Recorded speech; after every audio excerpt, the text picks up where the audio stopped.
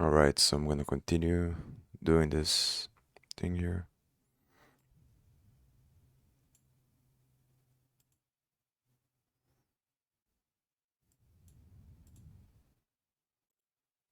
I don't think I'm gonna speak as much.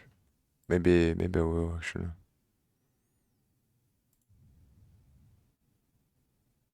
Oh, I can't watch the stream when I have the voice mirror. Oh, now it's working.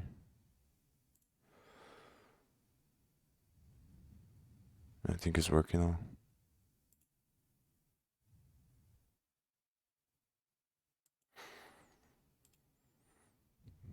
So I think I stopped here with some music. Oh no. Maybe I'll leave music, whatever. I was putting very low volume before, so it doesn't affect the recording of the video, but I think I'm gonna just leave it and fuck it.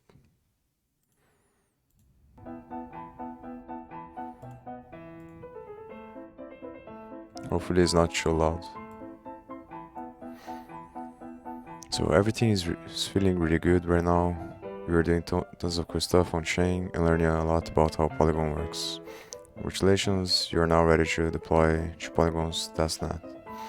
It's insane. Maybe I'll turn the volume a little bit. It's insane how easy it will be to get this in the hands of real users. Let's do this. Transactions. I want to outline how this is going to work before we dive in. Deploying your contract counts as a transaction. And just like any transaction on the blockchain, the entire network needs to know of a new change. This can be anything like adding a new contract to the chain or someone sending some medic. When we deploy our contract, we need to tell all the nodes, hey, this is a new smart contract, please add my smart contract to the blockchain, and then tell everyone else about it as well. This is where Alchemy comes in. Also, they're gonna use Alchemy. Alchemy helps us. Alchemy, I think, is a provider, if I remember correctly. And I did an account with them. I think it's free up to a certain point, then you have to pay.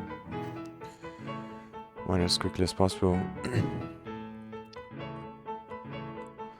Helps us broadcast our contract creation transaction so that it can be picked up by miners as quickly as possible. Once the transaction is mined, it is then broadcasted to the blockchain as a legit transaction.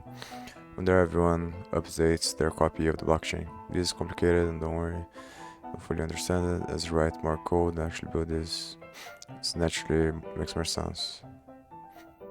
Just click here to get started. Also, I'm probably gonna have to use Alchemy to do this.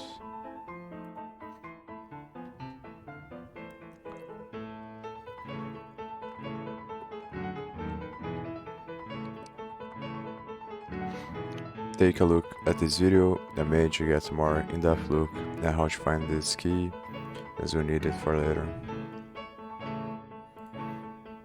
I don't even think I'm gonna watch the video actually. Before we can do anything on a public net, we need a wallet. There are a bunch of these, but for this project we're going to use MetaMask. Download the browser extension and set up your wallet here. Even if you already have another wallet provider, just use MetaMask for now, it's much easier to task with. Why do we need MetaMask? Remember how Hardhat gave us randomly generated wallets? We need a wallet for the same exact reason, to interaction with the blockchain. So go ahead and set it all up. Their setup flow is pretty self-explanatory. Adding Polygon to MetaMask. Since the Polygon networks aren't in MetaMask by default, you will need to add them. Here's what you need to do. Go to the Polygon scan Mumbai website with the browser you have MetaMask installed on. I think I do have, maybe I don't. Yeah, it doesn't show up here. It's probably on this button here. I'm gonna have to research on how to change the browser language because this annoys me quite a bit, where it just changes the language automatically. It's probably based on location of the device, but it's really annoying.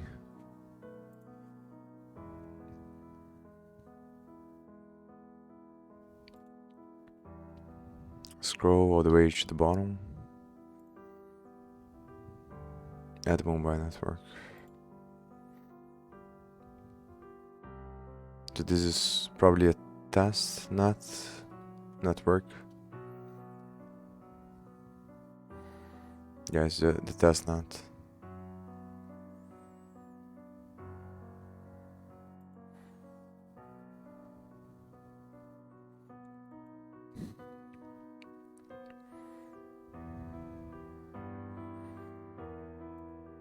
Maybe it's already added.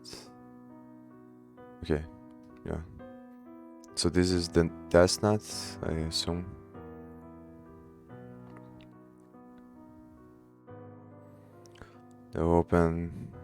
They'll pop up MetaMask. Make sure you add both the testnet and the mainnet. They're separate. Also, how do I add the mainnet?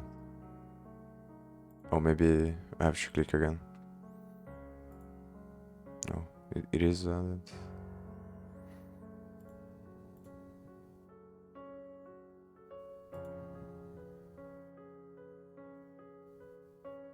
I don't get it. How do I add the actual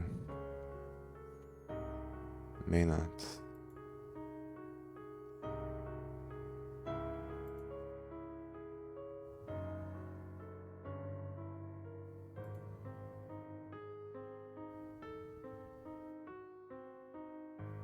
Maybe it's another site.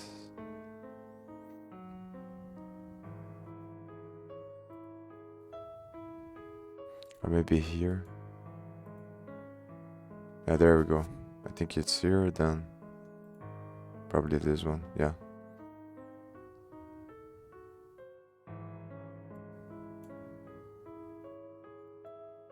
And this is probably the mainnet. Yeah, there we go.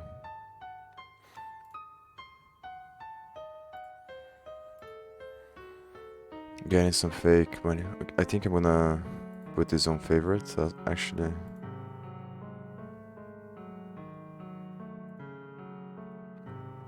For later, for my other wallets. I'm gonna close this now. Oh, maybe I have to open again. There are a few testnets out there, and the one we'll be using is called Matic Mumbai, which is run by the Polygon Foundation. It is the only testnet for Polygon. In order to deploy to Mumbai, we need fake Matic tokens. Why? Because if you are deploying to the actual Polygon mainnet, you need real money. So testnets copy how mainnet works, only difference is no real money is involved.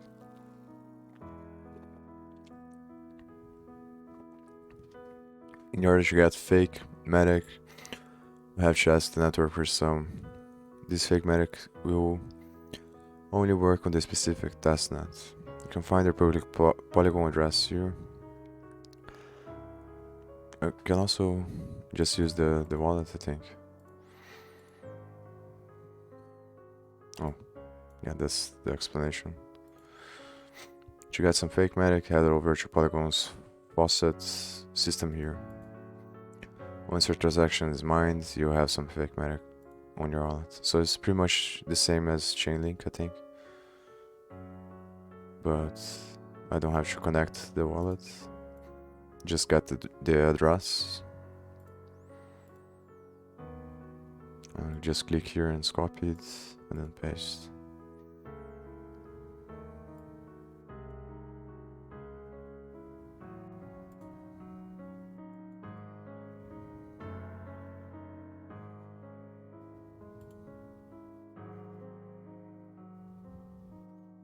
I think I can't change the amount that I receive.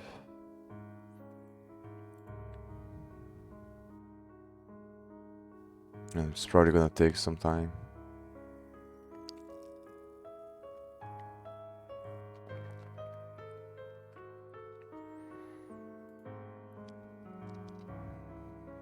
and 0.1. Set up a deploy.js file. Nice.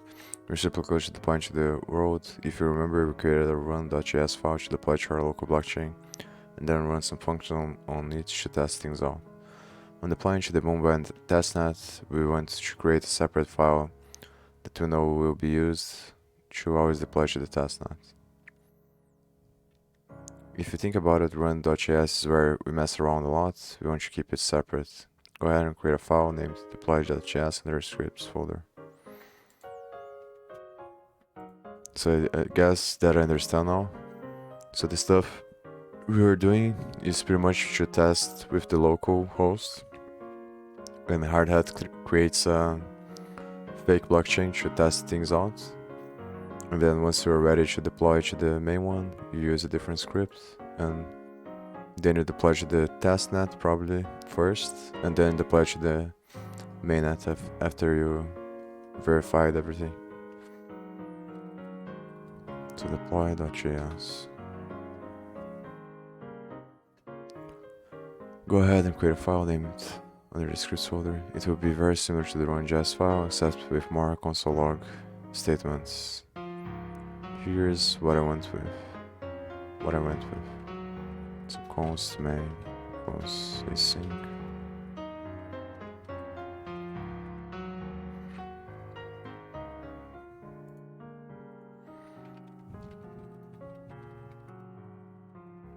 I'm gonna see if I can remember. Oh wait. Yeah, I don't think I can remember by memory. No, let me think. It's Hard Hat, HRE, something like that. Yeah, it's probably right because last time we did the same thing. So, such an annoying thing, man. How the fuck do I keep this from automatically filling? I think I have to change these configurations on VS Code later. Then ithers, then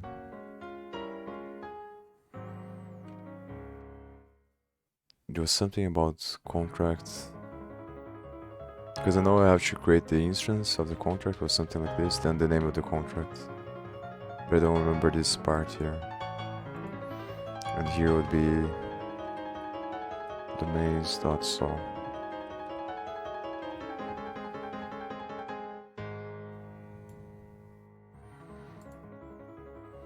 Get contract factory. At least I remember the first part. And it's not so, just the name of the file. Erase this bullshit. What's the main contracts? Await domain contract factory. Deploy.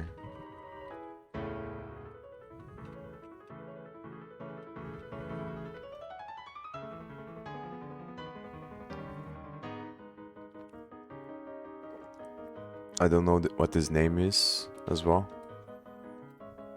I don't know what the ninja does. The deploy the ninja.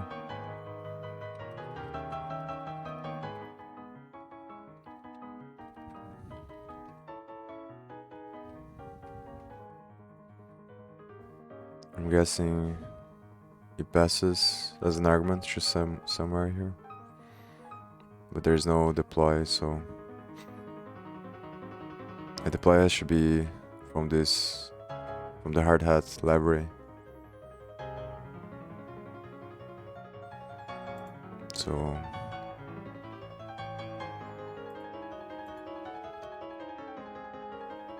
it's probably gonna explain later.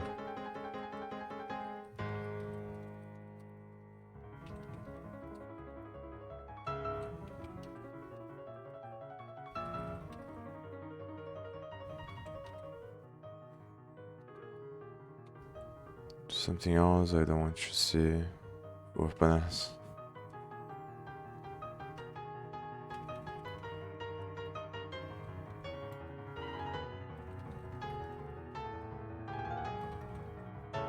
Now it's calling the function.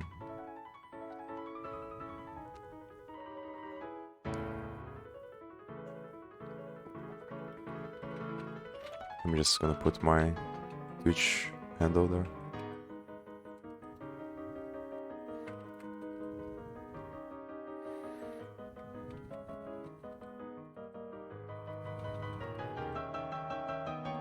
Parse ether.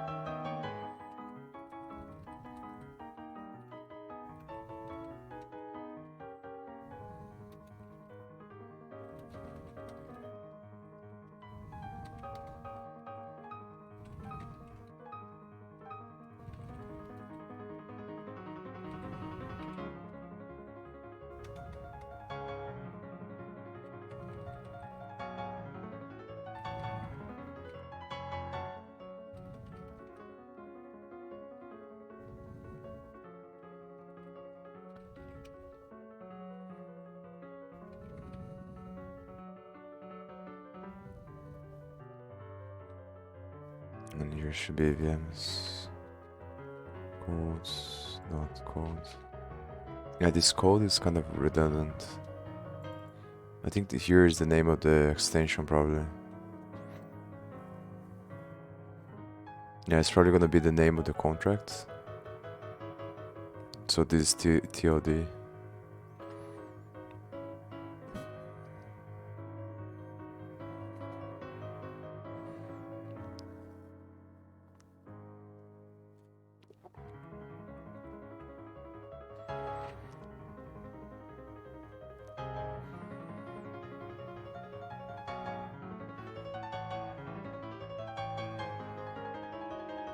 But I don't remember where to change the last thing.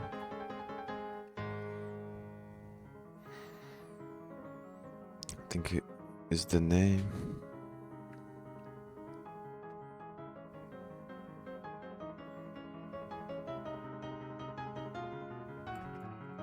VMS instead of code here.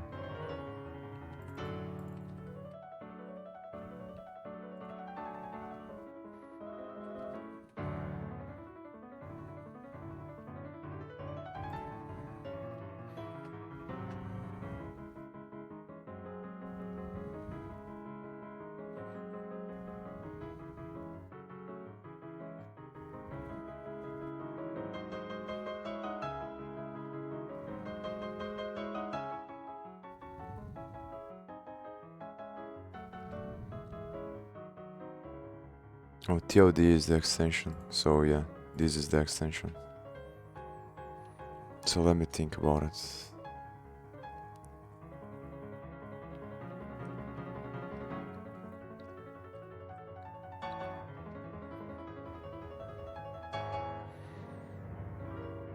I think the first thing that comes to my mind is IO, so I'm just gonna put there. Probably doesn't even matter that much. So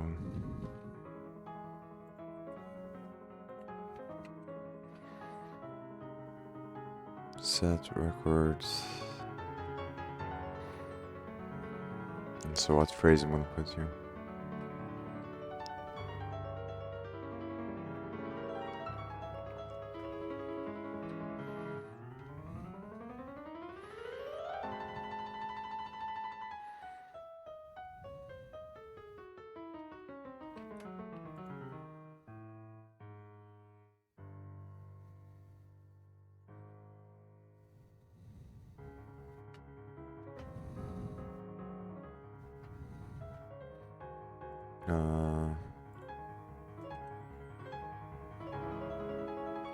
I'm just gonna put hello world.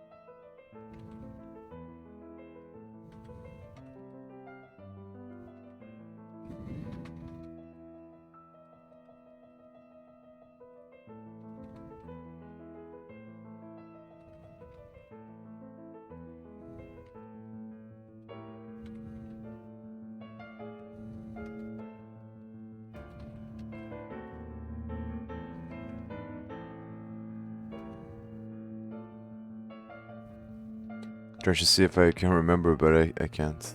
By memory. I know I have to put process.exit. Let's try catch.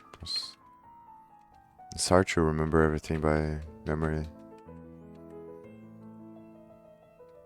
Wait. Transaction something? Oh, may. Oh yeah, the function. And process.exit. 0. This one I remember. Then exits. And then here I have to put something else. Console dollar.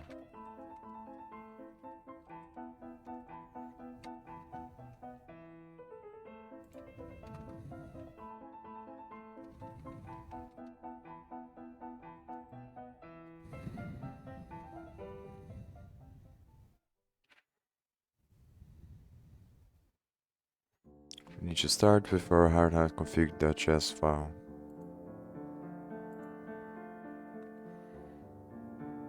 Provide the root directory.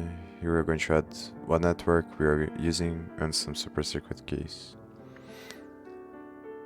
So let me see if I erased. So now it's probably the alchemy part. And I have to change here. So solidity networks.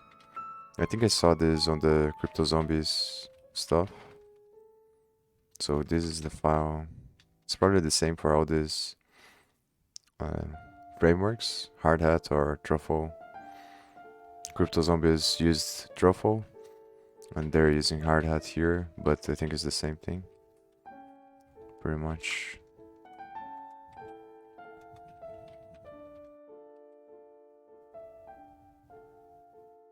Yeah, so this is the problem. I'm gonna have to get my private key, and this inside of a list.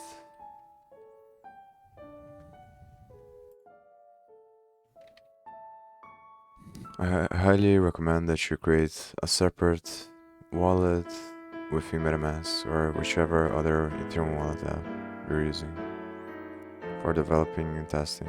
It takes 10 seconds and you think yourself when you accidentally publish a public repo with your private key late at night. Remember the API URL you grabbed a few steps ago. Time to use it in the URL section. Make sure your app is for the Polygon Mumbai testnet. Then you need your private key, not your public address, which you can grab from MetaMask, and paste that in there as well. Now commit this file to GitHub. Yeah, maybe I can do that. Maybe I can use the .env file to put this stuff. The issue is that I still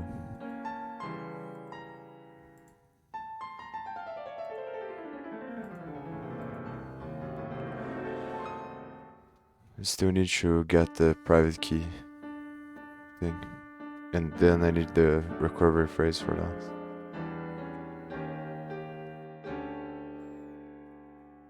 Git ignore and add .env. Oh, it's already here.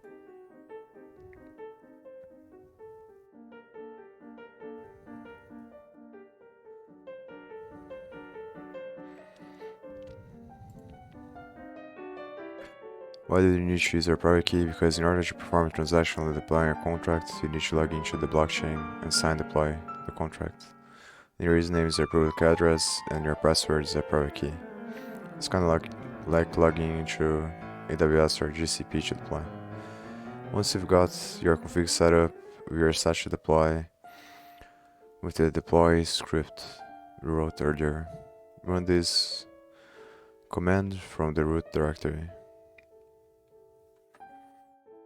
So I think what I'm gonna do, let me think.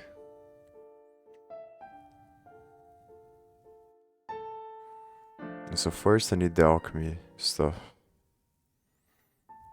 20-40 seconds to deploy.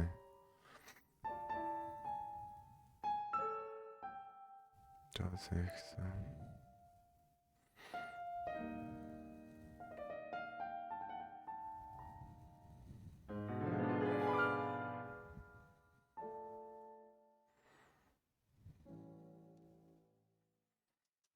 But so far, it's a lot easier than I thought it would be, to be honest. It's probably because I'm following the tutorial, so it makes it seem like it's a lot easier. But once I'm on my own, I'm probably gonna struggle a little bit to do things.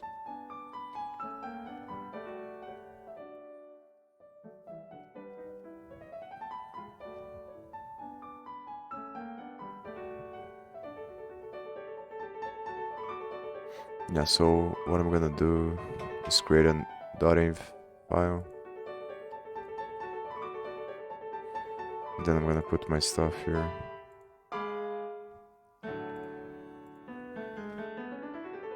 Alchemy URL and private key.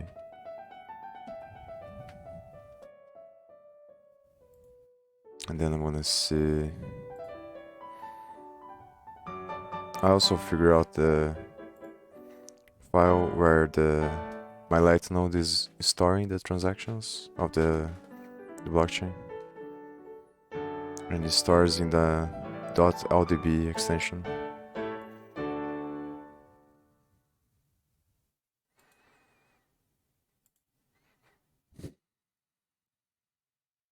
I think what I'm gonna do actually is create a scene without my camera,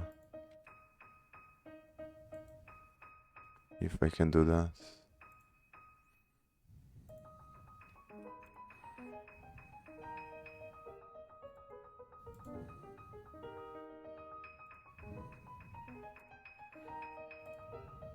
Yeah, there we go.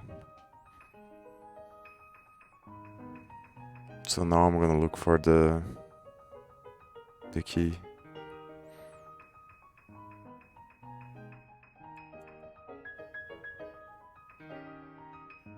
And the alchemy stuff.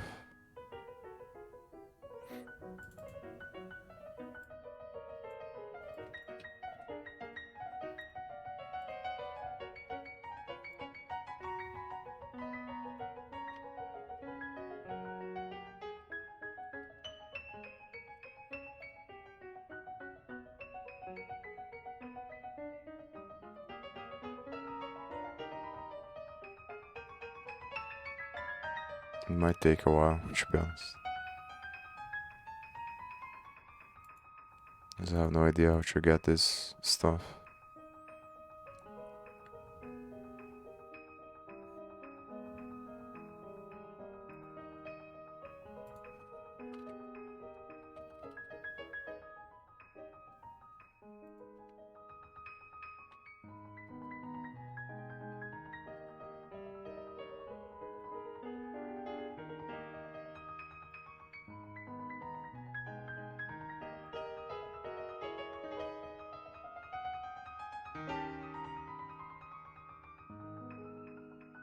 I think I found it.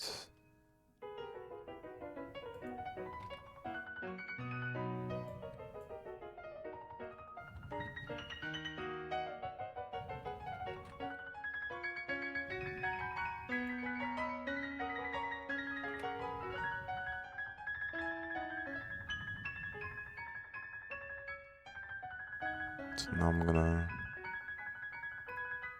log out of this stuff. Not sure how.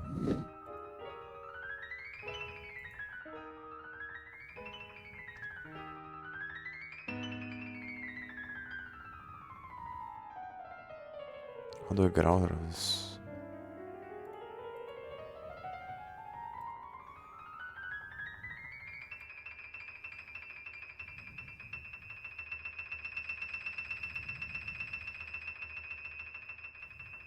Now I have to search for the MetaMask. Oh, and it receives the Matic stuff.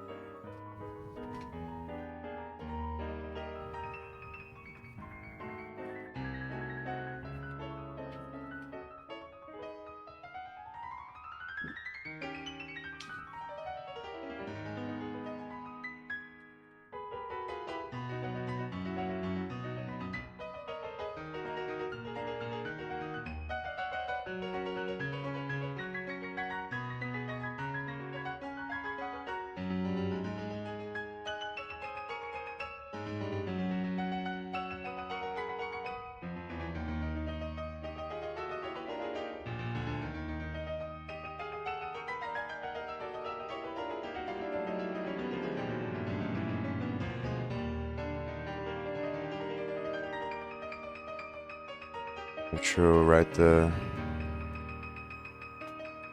phrase, I think.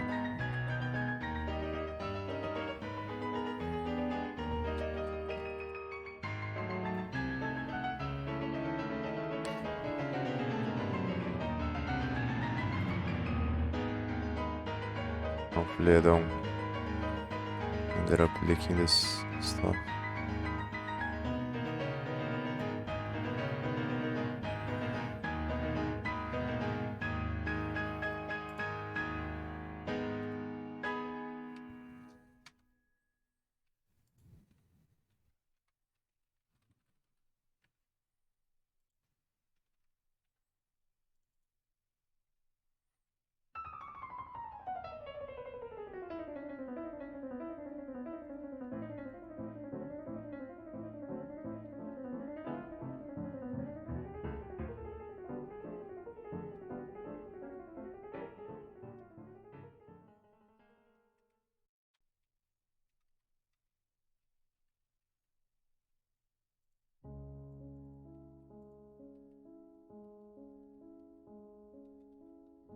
I'm gonna test it first before I even put my camera.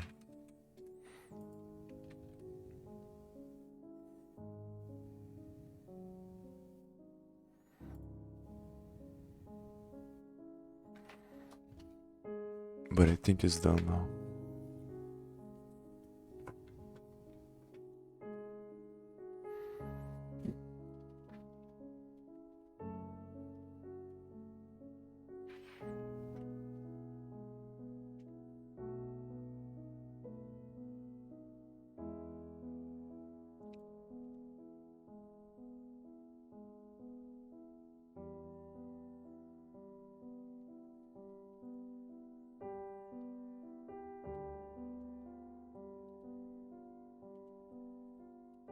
Now I'm testing to see if it's gonna work.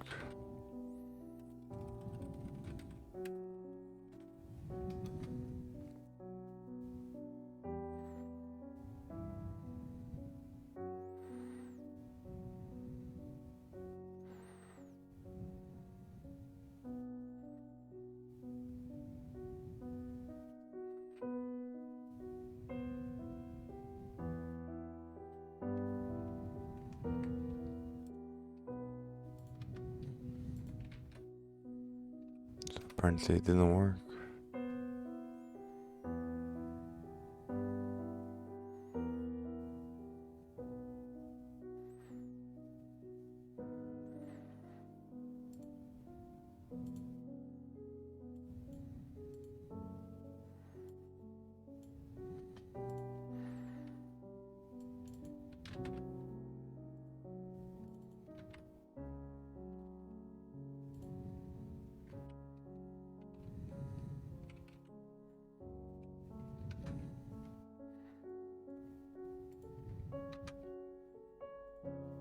It's saying that it's expecting a value of string.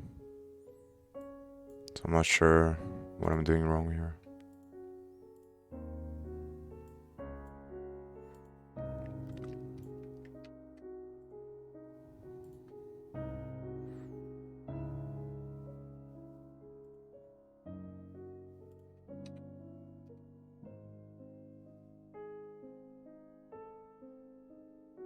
Maybe it's the way that I'm importing the env file.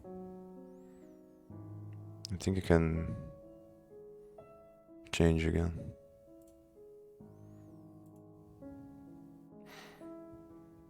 Hopefully I don't open by mistake there. Well, let me see if I didn't copy here.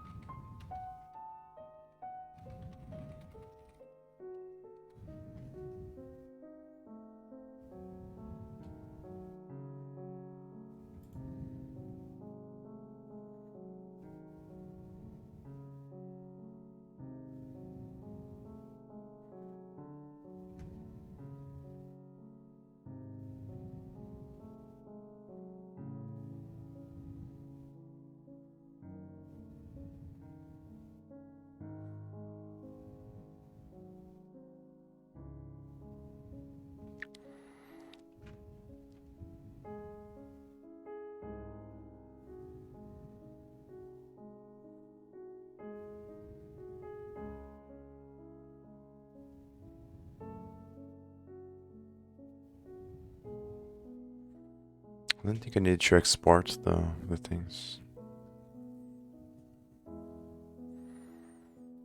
Because I remember when I did this on the free code camp stuff.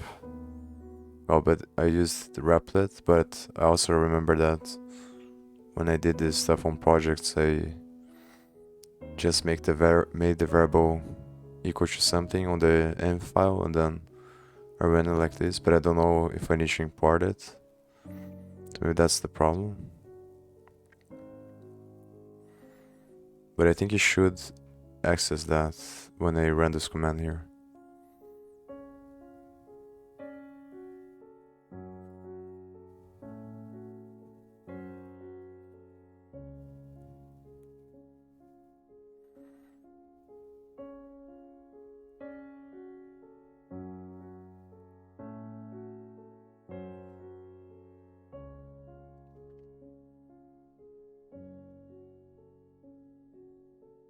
Maybe I need to specify where the file is at or something like that.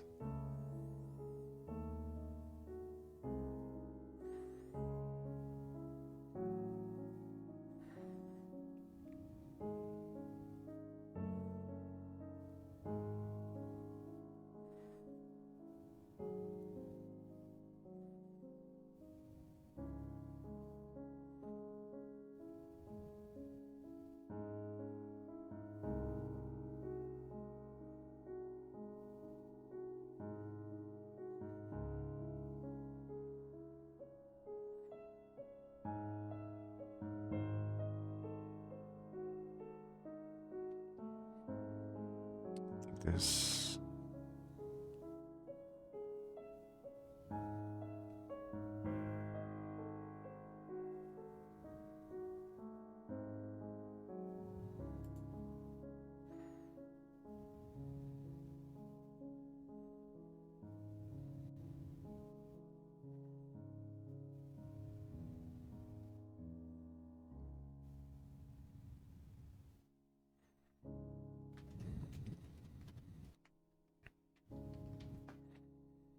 Did they say anything about what you set up here?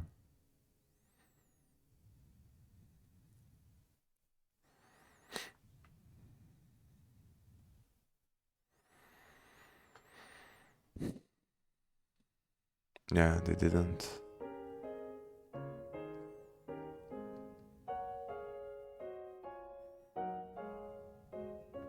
Maybe we should search for how to use for hard hats project.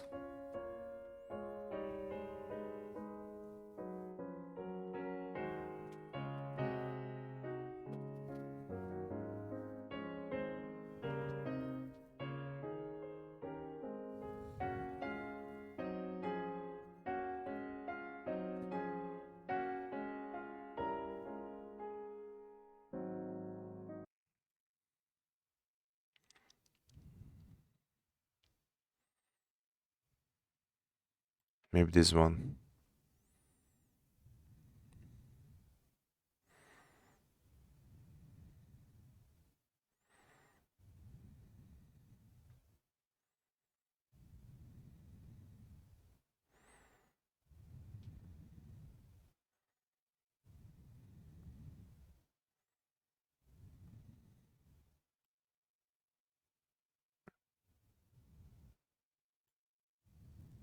Oh, maybe that's what I need to do. Just wrap around this and use it as a variable. Yeah, that's probably what's wrong here. And then the private key, I'm not sure if it's incorrect. Well, let's try it.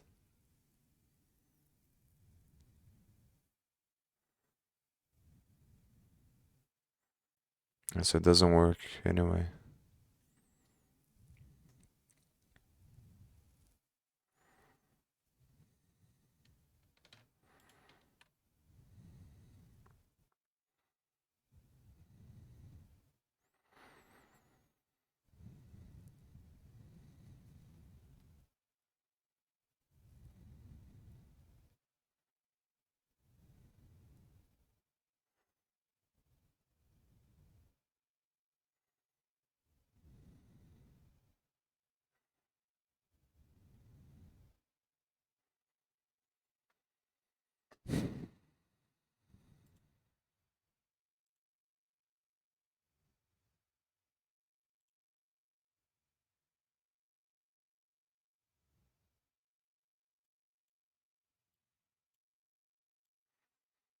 Here they are passing like this. Oh, so maybe if I do it like this, then it will work. Let's see now.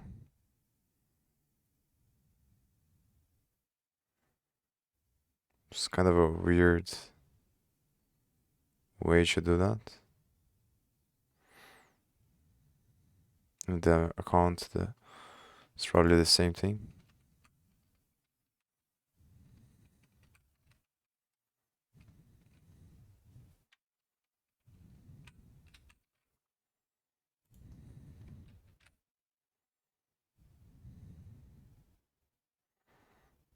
I mean, it has to be wrapped around this.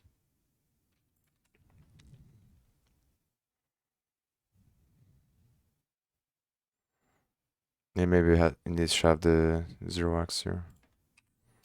I'm gonna try like this and see what happens.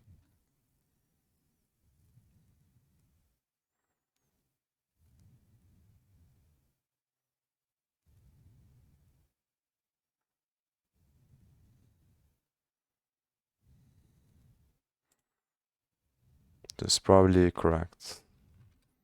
All I have to do is add this here.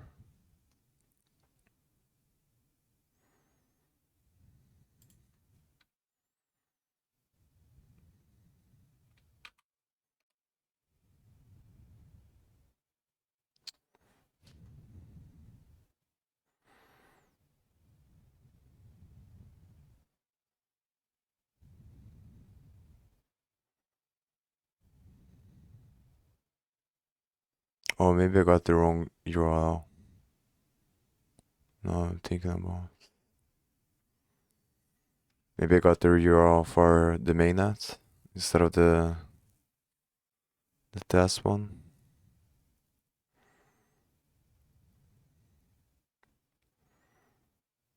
And that's probably what I did, so I'm gonna open Alchemy again.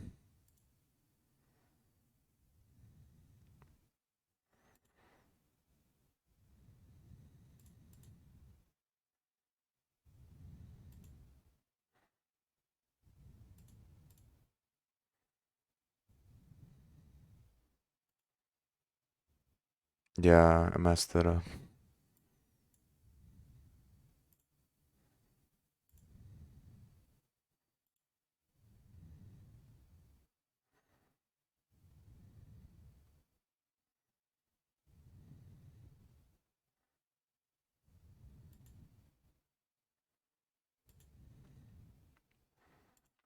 So I'm changing the URL now.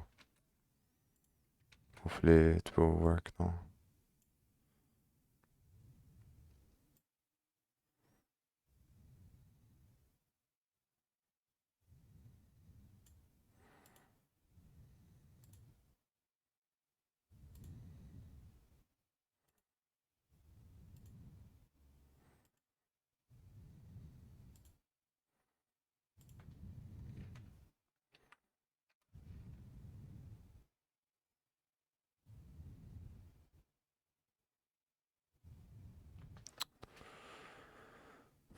Yeah.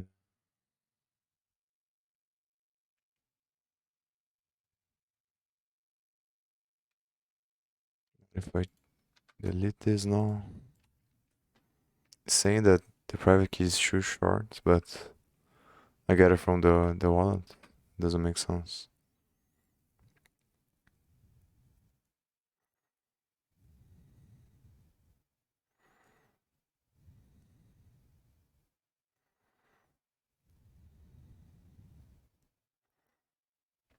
So let me see again.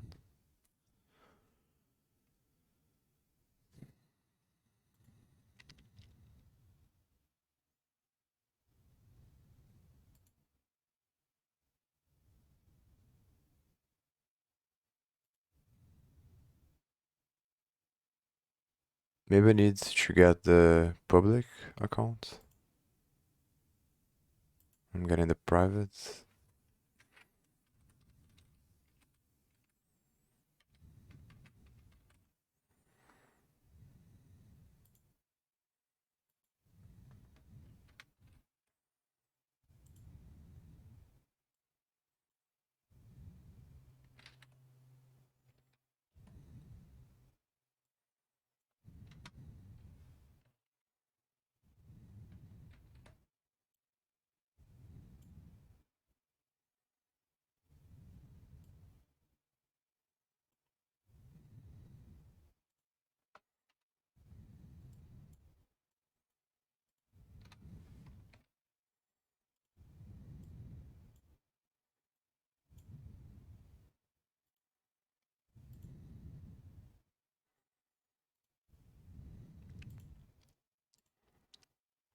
Okay, so one more time. Let me see first. Okay.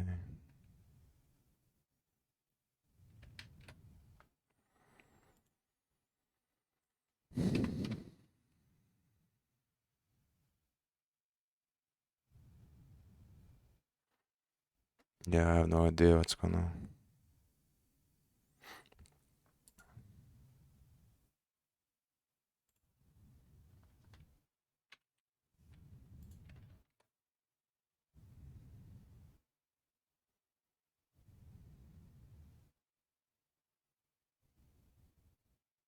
Or maybe I have to wrap this on strings. But I don't think that's the problem. Yeah, here is not on strings.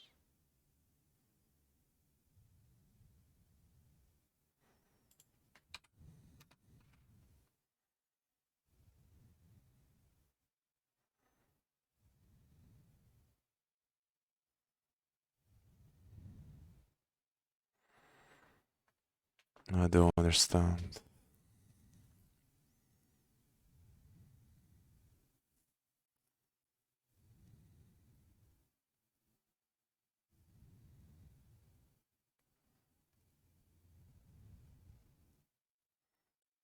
What if I just try to do it with the public key? Or maybe if I remove this?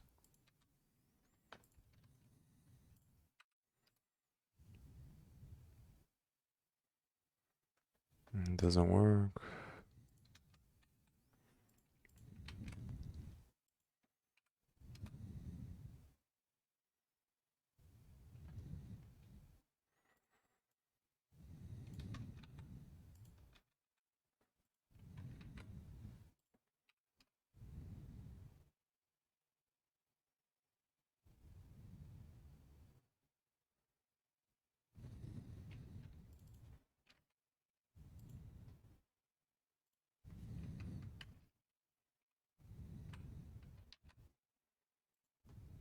I can't do it like this.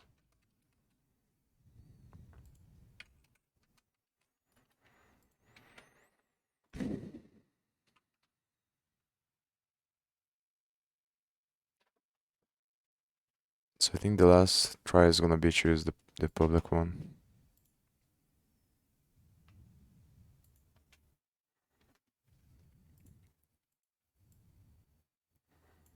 Actually,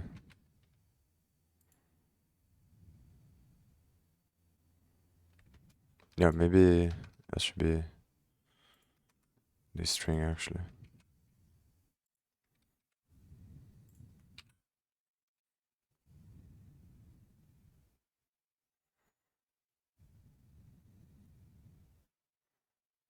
I don't understand what's going on. I think I'm just gonna move on actually.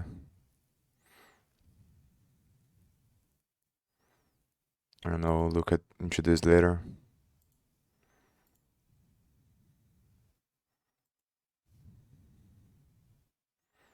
The URL seems to be working, but I'm pretty sure I got the right address for the private key.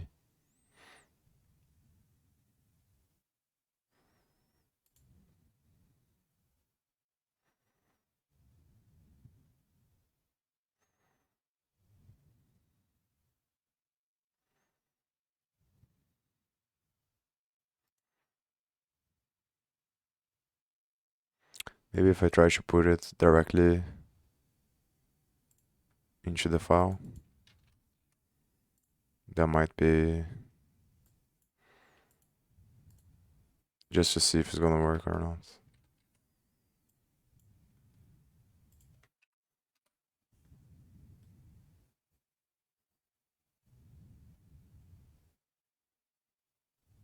Oh, so now it worked.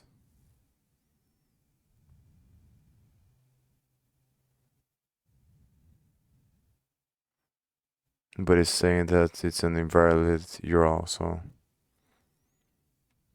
I'm gonna just paste it from the file directly, and I'm probably gonna ask a question on the Discord later.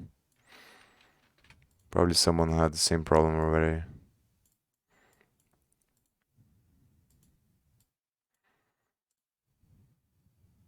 But I think if I post directly, it's gonna work.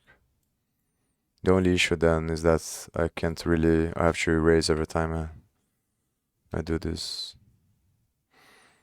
because I don't want to show the stuff on stream for obvious reasons.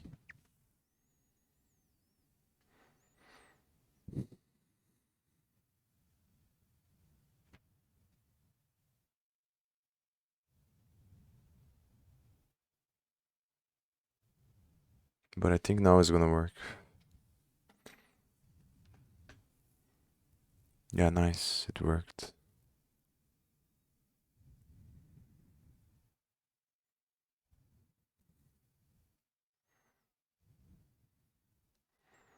Let me see if it's showing my private key. No, it's showing my public one. Well, it took half my money actually to do that. I forgot that they told should change the values if you're gonna use Mumbai. Completely forgot about that.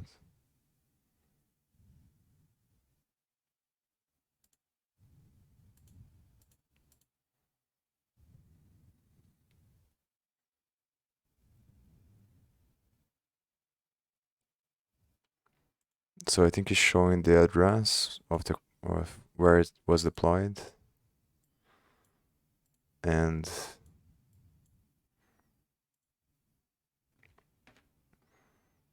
then my public address. Okay, so now I'm gonna erase the stuff that I put here just so I don't show on stream.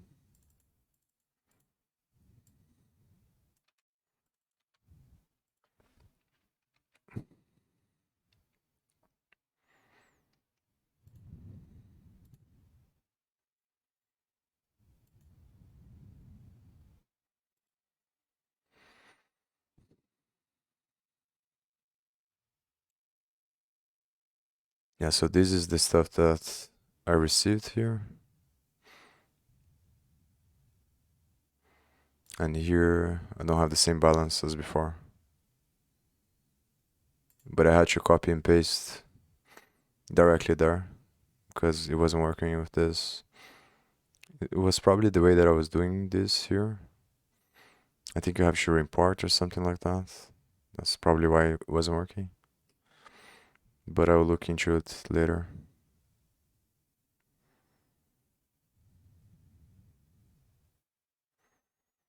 Before I continuing, let's make sure things are looking good. You can do this by using Mumbai polygon scan, where you can paste the contract address that was output in your terminal and see what's up with it.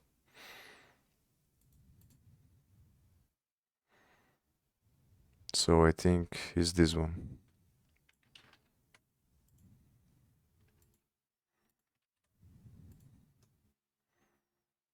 Nice.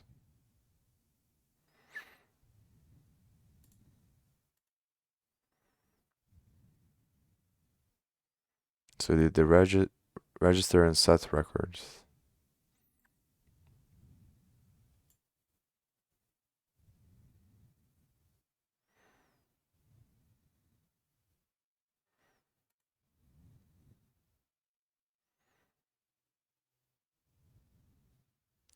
If everything worked as expected, you should be able to see some transactions that were executed based on your contract.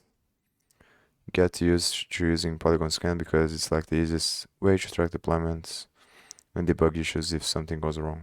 If it's not showing up on Polygon Scan, then that means it's either still processing or something went wrong. Let's deploy contract. View on OpenSea. Not only did you just apply your contract, but you also minted your first domain as an NFT. What's even better is we can see it right now on OpenSea's testnet. That's testnet OpenSea. I'm probably gonna put this on favorites as well. Search for a contract address, which is the address we deployed. So to that, you can find it on our terminal. Don't click enter. Click the collection itself when it comes up the search.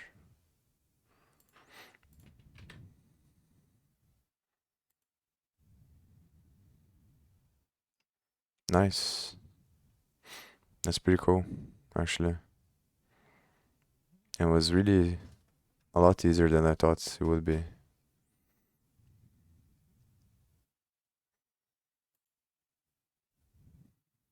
Search for a contract. At least a lot easier than the standard Web 2.0 stuff to do something like this.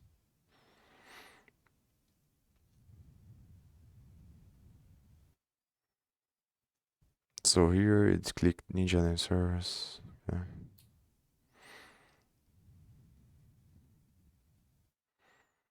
Help my NFTs are showing up. If your NFTs are showing up on OpenSea, wait a few minutes. Once you wait, I proceed not working. Please, or go ahead and post your deployed contract on Polygon Scan in progress. So they want this one.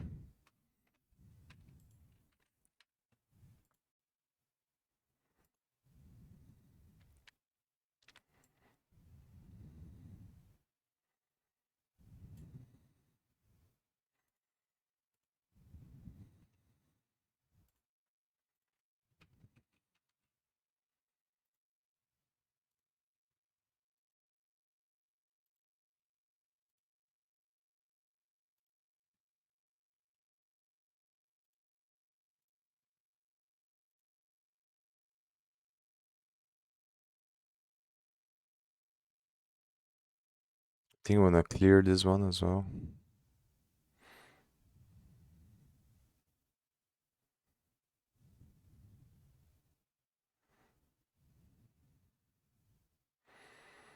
Next. Nice. Section true. I think these numbers are probably the amount of people that are working on this section right now, which is also pretty cool to see.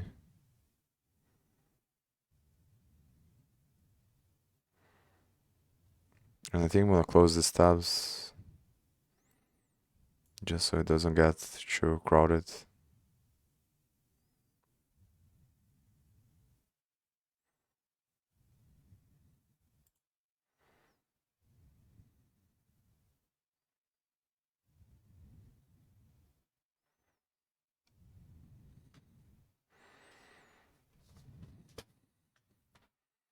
Yeah, so it's super simple actually to deploy. I think if we're gonna deploy on the mainnet, all I have to do is change from Mumbai to mainnet here. And then do the same process where you get the URL from Alchemy or another provider. And then you put your private key here.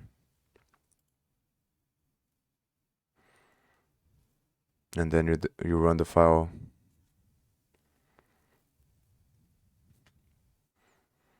You run the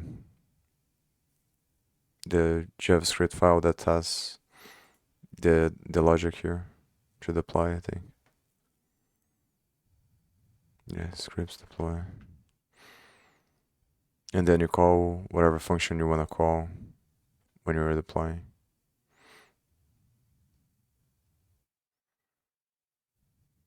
So pretty simple.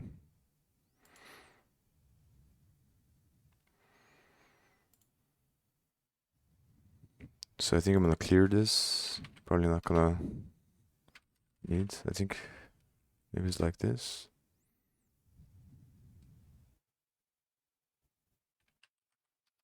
How do I clear this?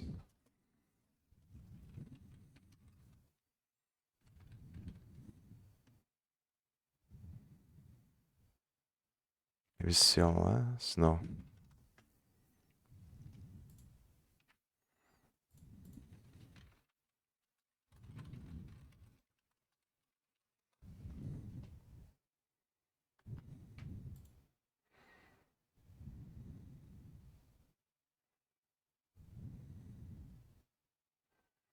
CLS. Okay. So it was CLS.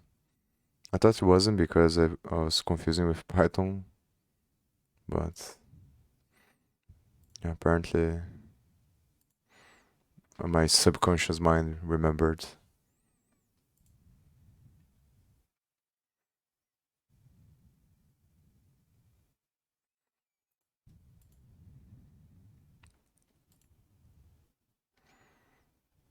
I think I'm gonna close this one as well.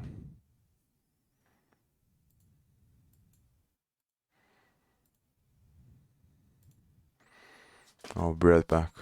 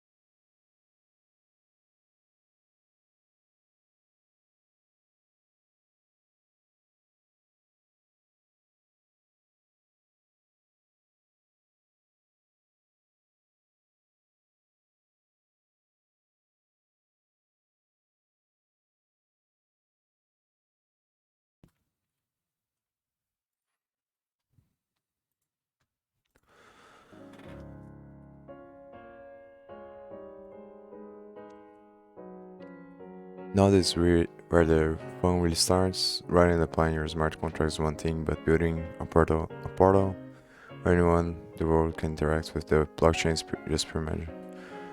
We're going to be using React.js to build our own web app. If you're already familiar with React, this will be a breeze. If you haven't done much React, don't worry. you can still make it through this project, but it may feel a bit more difficult. You have no experience with React. Okay. We'll be using this thing called Replit. Environment, okay.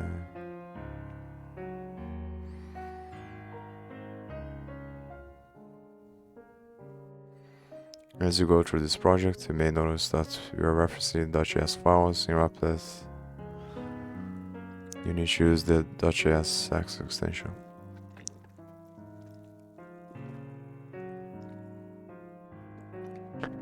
Yeah, React uses this JSX, which is a syntax that allows you to put JavaScript code inside of HTML code. If you don't want to use Replit, you don't have to. Start by hovering over here, where you find start a repo code.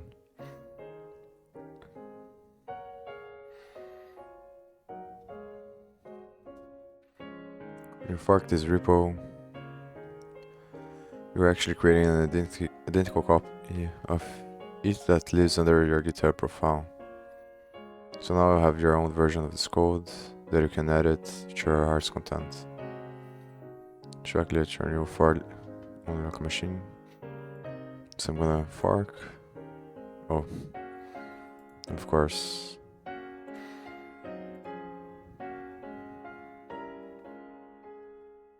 I have to sign up. It's probably gonna ask me for my email. I'm gonna have to enter the email. Oh, it didn't ask. Okay.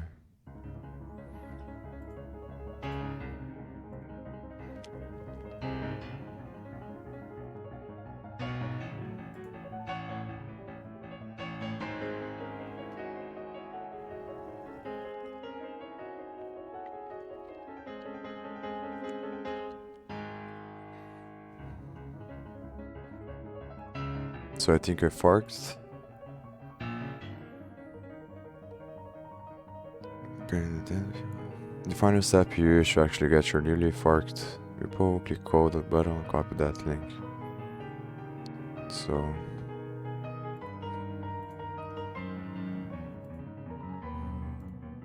it's gonna use git to clone.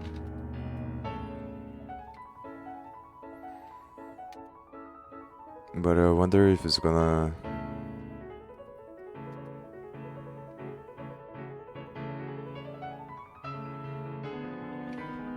mess up the structure of this project.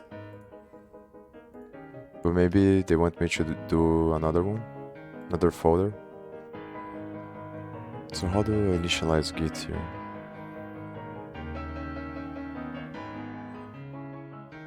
Oh, did I set up git?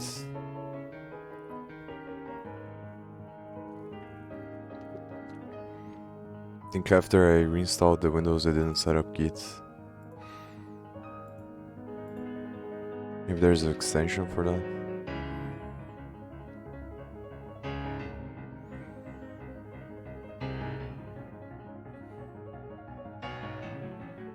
So I think we're just gonna search.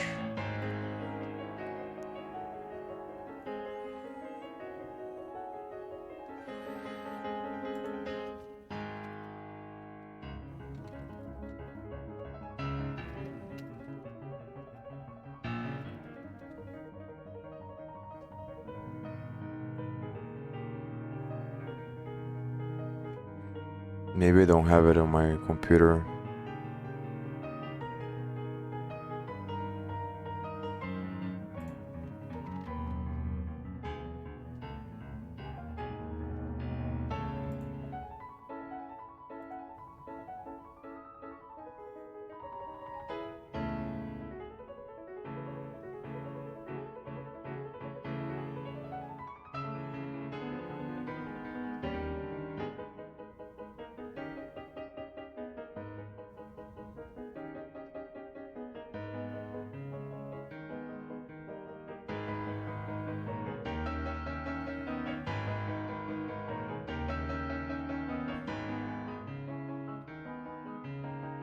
Oh, I need to run this commands here. I think I'm probably gonna...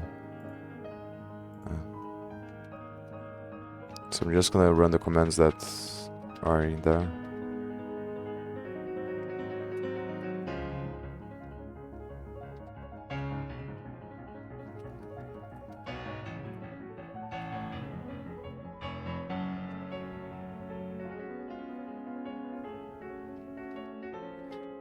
So first you need to use git bash.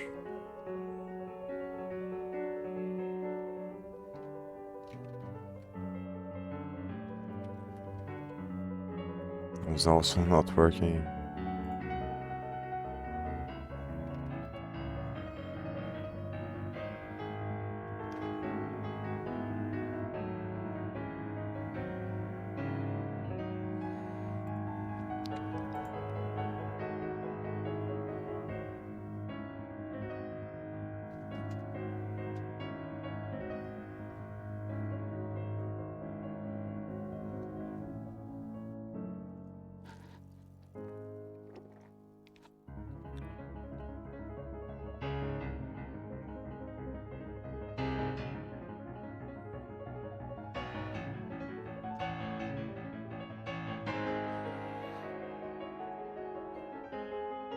Let me put the error stuff.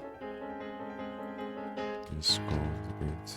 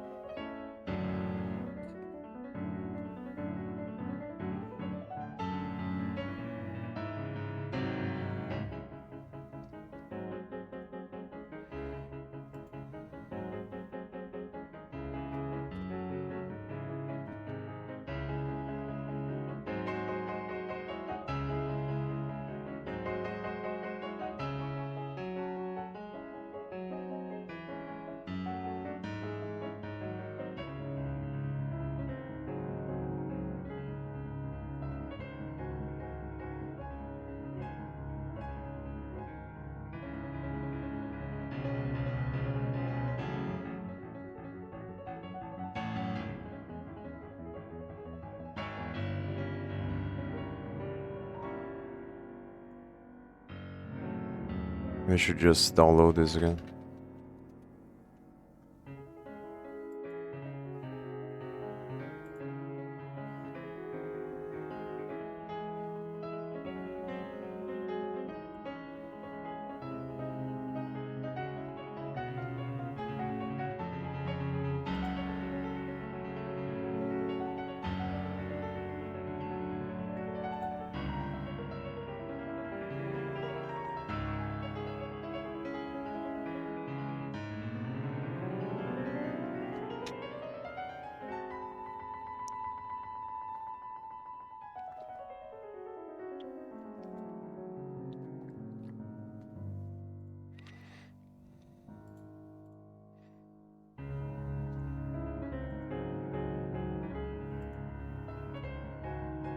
If I can't do this right now, I'm just gonna copy the code, just download and paste here.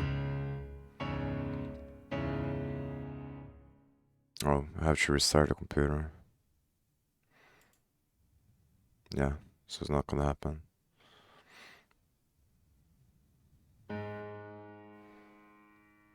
have a directory or project we live in.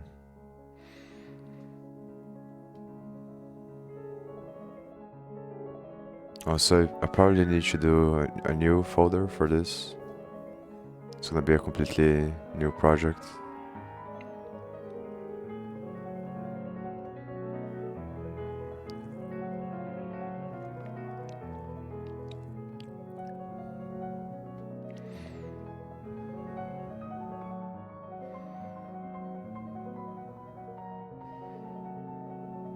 Okay, so I'm just gonna download this directly from here as a zip file.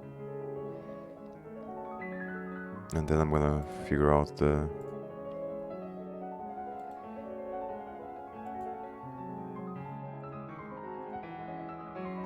Open the project.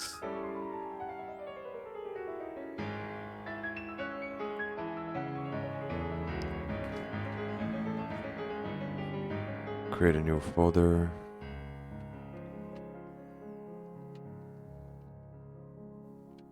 First deployment. And put the files for the first part in one folder and the files for the other parts on another folder.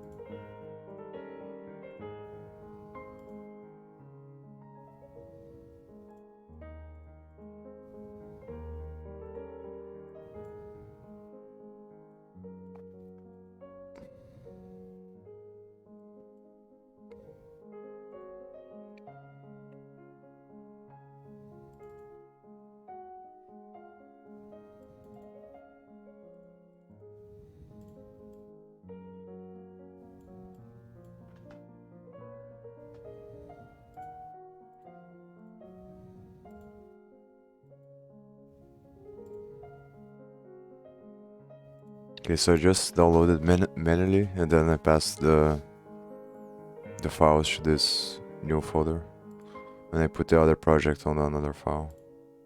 The first parts on the another file.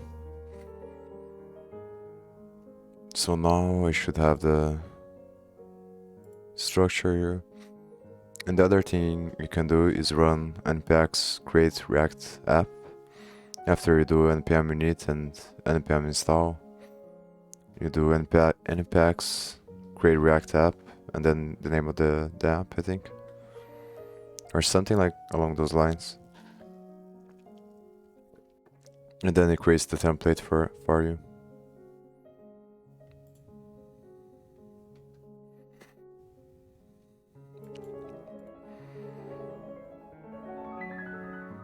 So now let me see. I think I'm just gonna follow what they're instructing to do here, but I'm not sure if it's necessary. It probably is because there is no node modules in this here. So I think npm install is gonna install the packages that exist on this file. Yeah, that's probably what's gonna happen.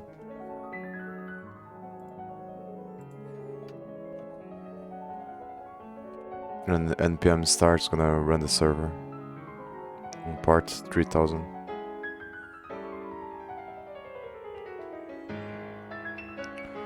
Upload a screenshot or web app showing your page title, emoji, where people can mint your epic domain.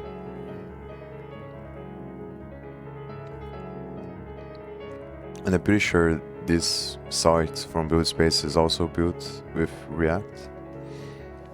I think you can watch here. I already did this just to see, because I was curious.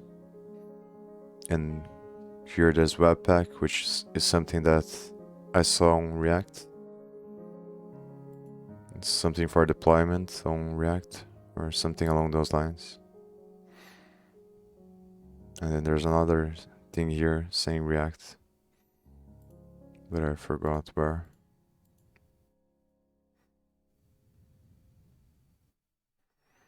Yeah, I have providers and constants providers.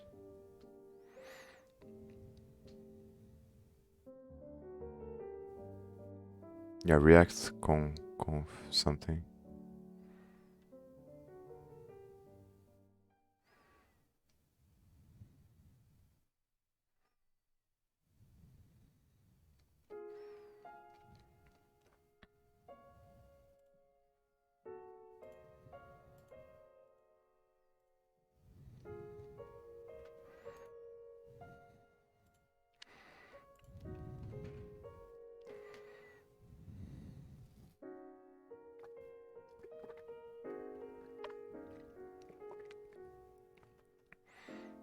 Okay, now npm starts.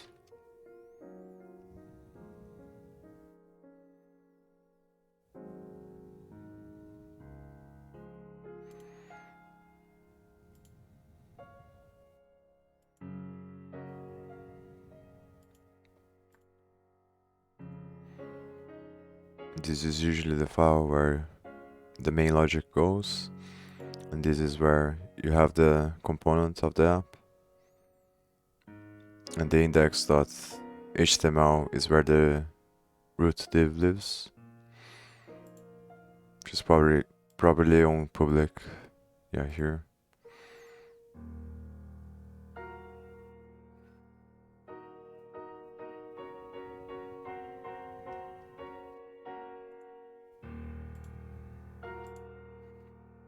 So now it's loading.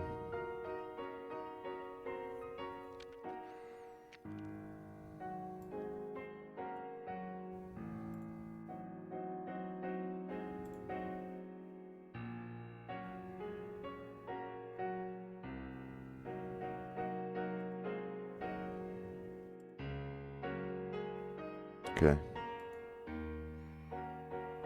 So I think I have to take a picture of this to post there.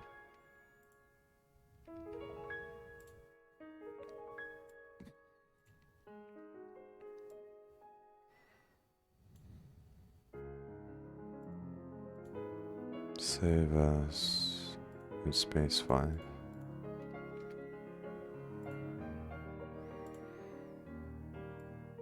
Close this, stop the server. Ctrl C to stop, then Y.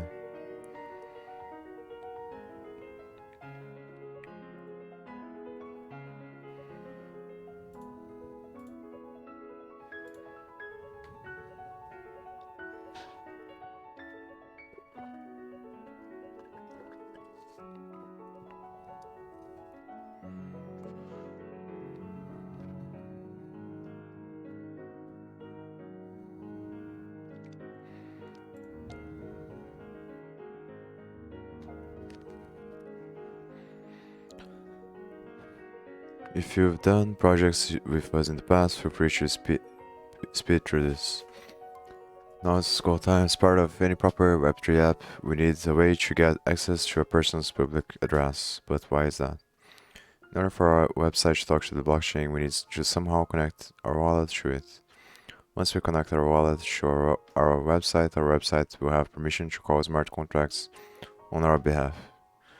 Remember, it's just like authenticating to a website. Right over to app.js under source. This is where we will be doing all our work. If you're logged into MetaMask, it will automatically inject a special object named Ethereum into our window that has some magical methods. Let's check if we have that first. MetaMask injects the Ethereum object even if we are on a different network like Polygon.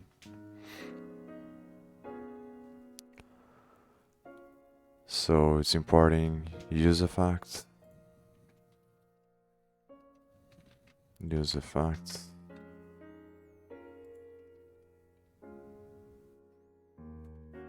Also installed some React shortcuts that I saw from a course that I did. You can install the extension. Yeah, I think this one. Where you can create components by typing RFC and the imports. There's also shortcuts for that. Really useful stuff. So here is the different things that they did.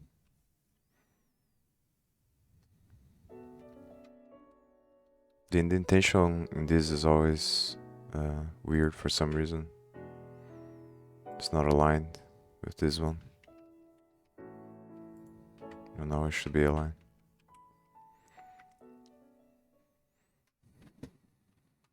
So const check if wallet is connected. Was this Ethereum Oh.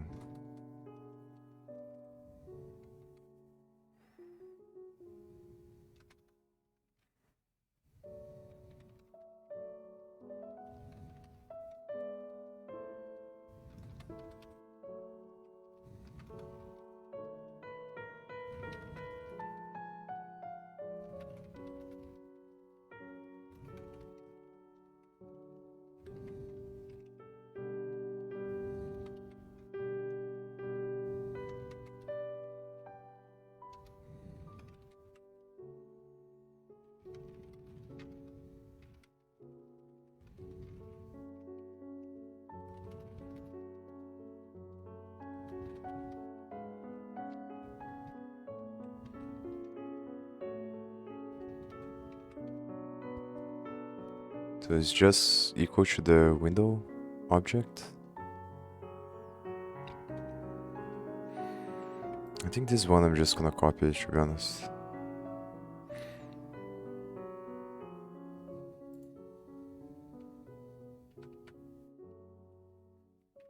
So this is gonna render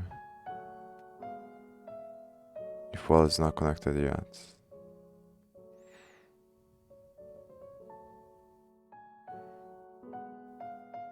It's gonna render the button to connect the wallet.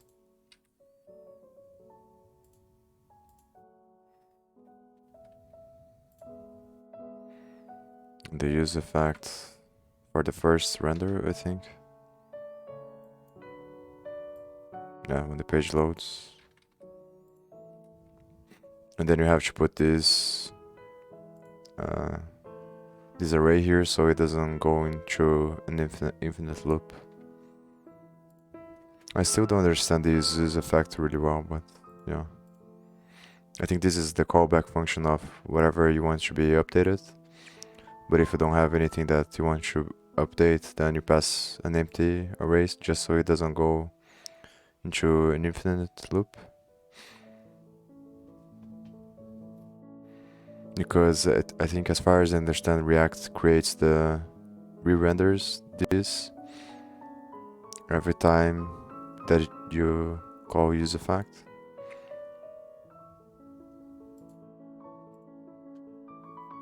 And if that's empty, then it's just gonna re-render the component, which is gonna activate useEffect, which is gonna make re-render the component and go on an infinite loop. But I'm still not quite sure on how it works exactly, or very well.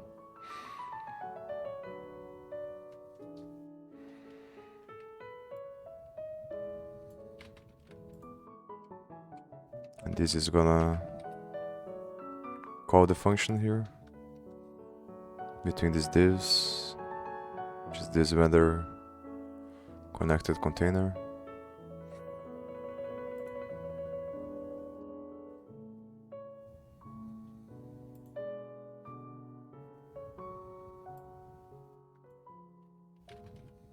Oh, this is already here.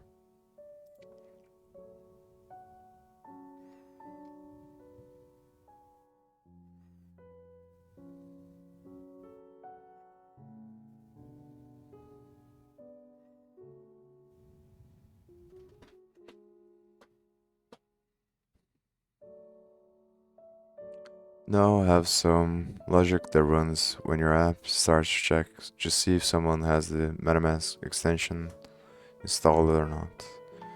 If you refresh your app, you should see we have the Ethereum object printed out in your console. If you're using Replit, make sure you're looking at the console of your project. It should look something like this. Take time here to customize your page to your liking. GIF and find the GIF domain that's okay.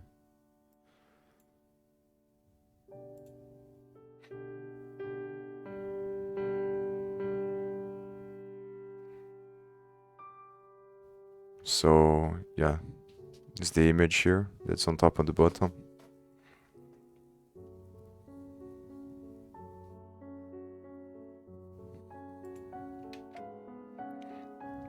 So I think I'm just gonna test to see if it's working.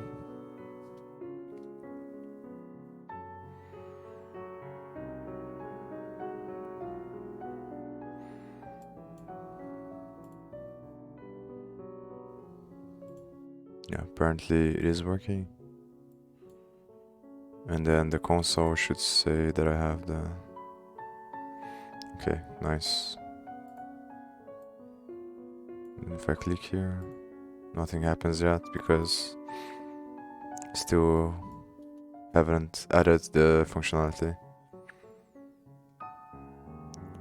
Next, we need to actually check if we're authorized to actually access the user's wallet. Once we have the access to this, we can call our smart contract.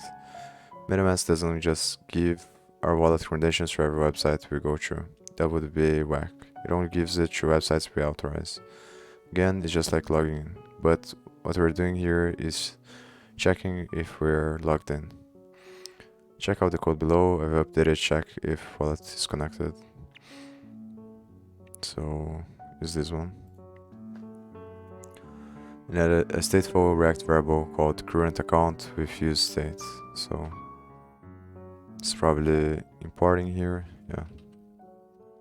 Use state. And it's probably gonna be here.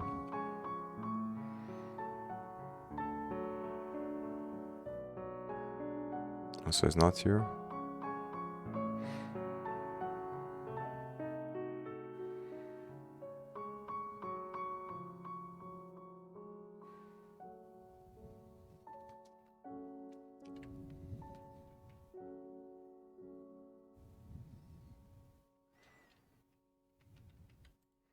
So just adding this one.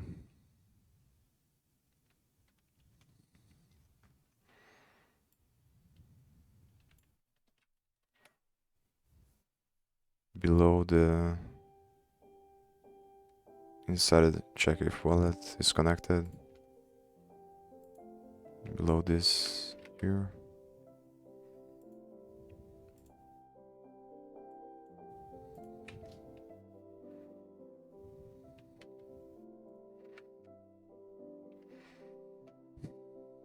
Maybe I should be putting these comments as well, because I wanna go back to this eventually.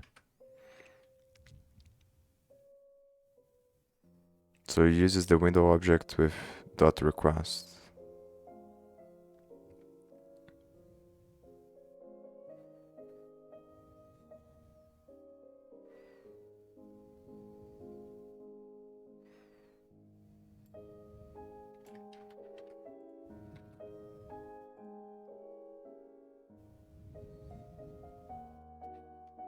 And it's getting the first account.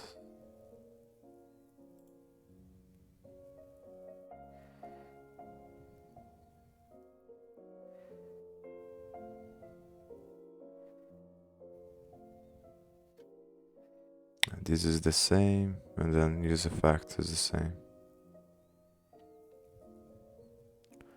The connect button will not do anything, and you should see no authorized account found in the console. This is because we never explicitly told MetaMask, please give this website access to my wallet. Getting permission from the user to access their wallet next. Connect to the user's wallet. In the world of Web3, connecting your wallet is literally a login button for your user. You send a request to MetaMask to give access. Check it out. Okay. So it's creating this state here. And then the function should change the state.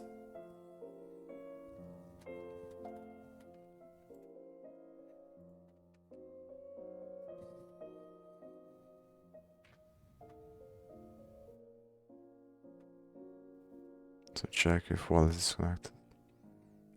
So it's probably this whole function here.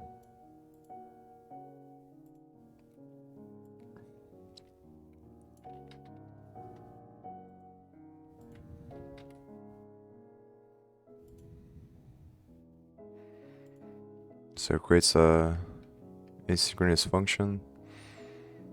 The Ethereum to request access to account, which is pretty much the same thing that it was done in here. Oh, maybe I have to erase this one now. Oh no, it's still here.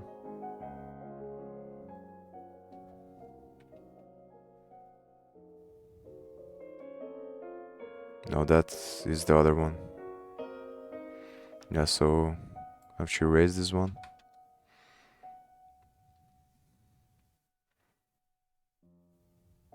Or maybe not, it's here.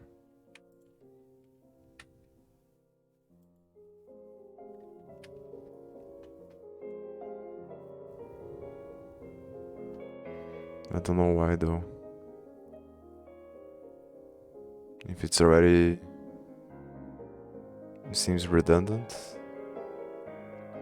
And you can't even do that because it's a const, so I'm not sure what's going on here.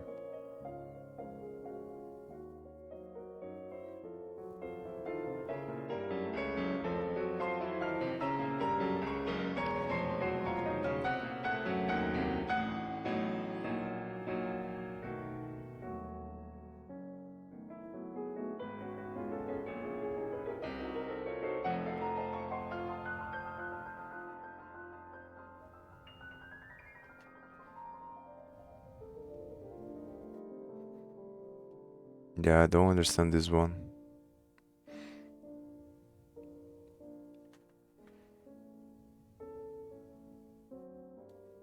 Also, this is accounts, and this is well, it's accounts as well.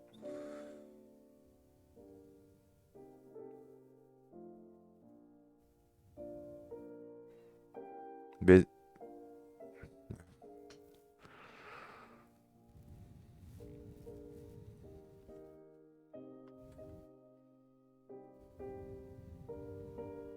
and then it's using this function here to set current account to show accounts.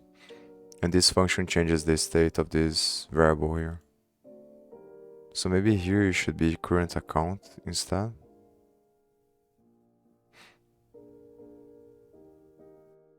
It seems like something is off here for some reason.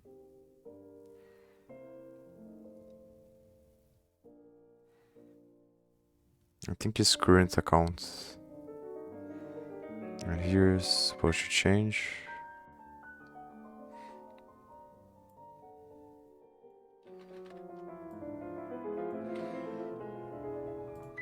So if it doesn't have current account, then it's gonna render. If it does have current account, it doesn't render this.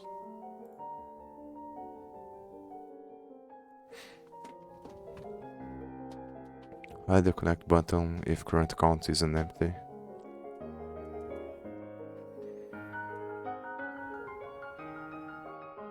Yeah, so pretty much if the wallet is connected already, then you hide the button. And I'm pretty sure that it's supposed to be current account here. Some of this. I think it makes more sense to be here because it's gonna change the state here.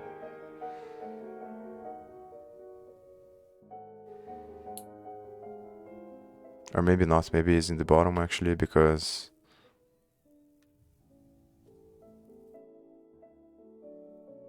it's gonna change the state of current account.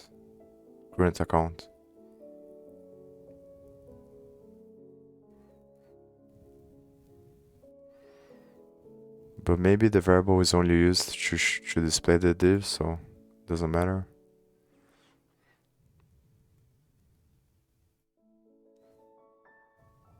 And 2 errors. So inspected word await. So I probably need to import something. But here it doesn't have anything.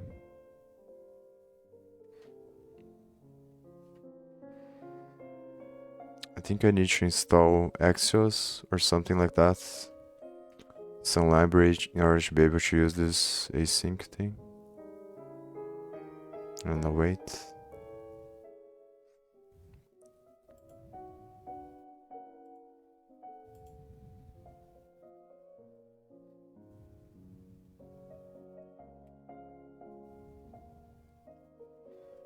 Uh, 45, so maybe I did something wrong here. Yeah, so on this line.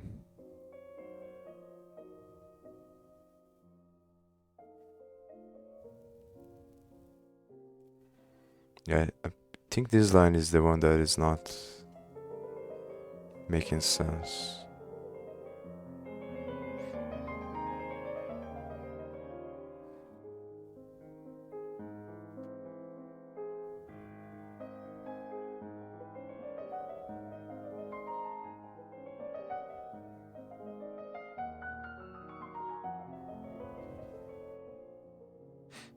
But the question is, what should I put here? Maybe I should just erase this line.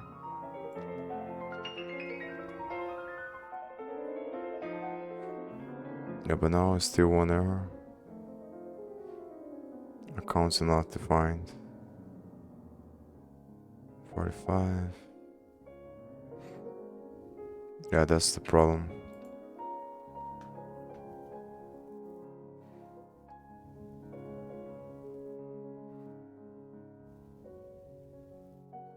Because I think this function only runs in here.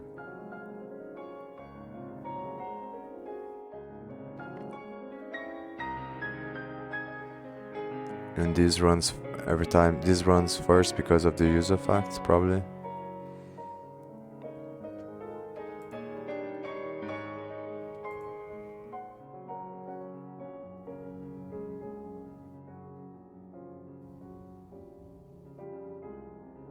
So maybe if I did let current account, not sure if that's, and then it's gonna change once it hits this function.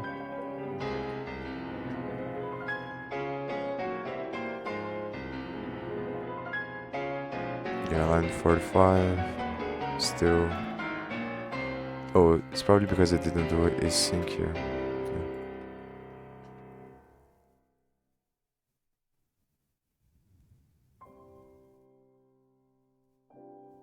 Yeah, I was supposed to do async.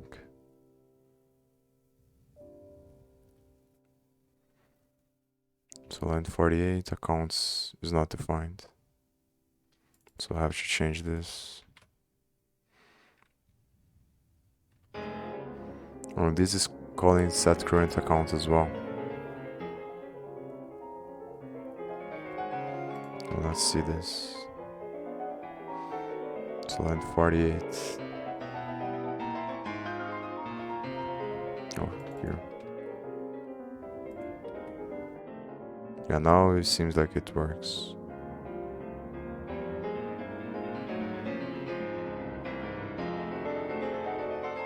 So it's saying connect wallet is never used.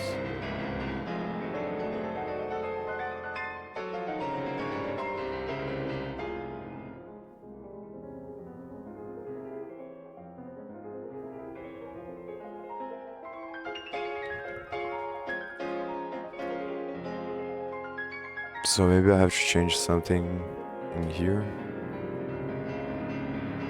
Yeah, this. Probably, yeah. The button here. Because on click has to activate the connect wallet. Now I think it's working.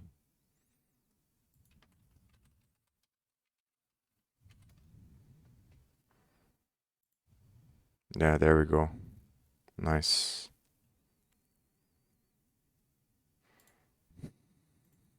Yeah, so this, I'm pretty sure, I think I'm gonna comment this. I have to remember both this thing and the env file. I'm gonna comment on their Discord because I think either I was doing something wrong, but it doesn't feel like it's right here. Because it doesn't make sense to assign a const here and then assign it here as well. Because even if they are not ran at the same time, like it doesn't feel like it's correct. I guess it can be correct because you're setting account here setting current account with this account. Yeah, but this doesn't change the value of accounts. It just changes the value of current accounts. Because the way that use state works is this is a function and this is a variable, and whenever you use this function, it's going to change this variable here, the value of this variable. At least as far as I understand.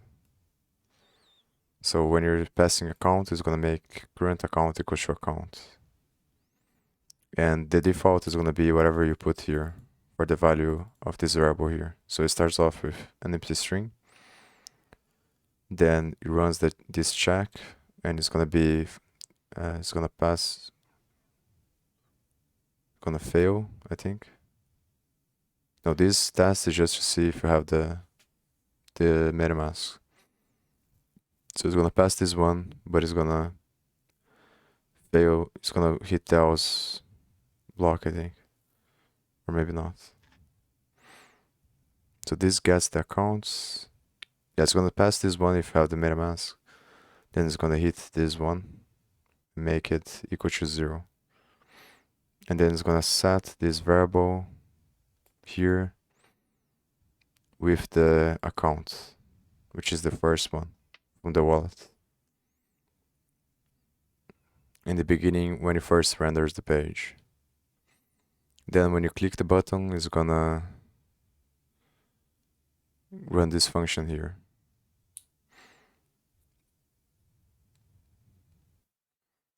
So this check also seems redundant, because if this one passed, it means that, or maybe not, because, yeah, it's not gonna break the page if you don't have the MetaMask, but, so yeah, I think this one makes sense. But then it's gonna make the accounts equal to this again, and I don't think this makes sense, because it's already in here and you didn't change the value to anything.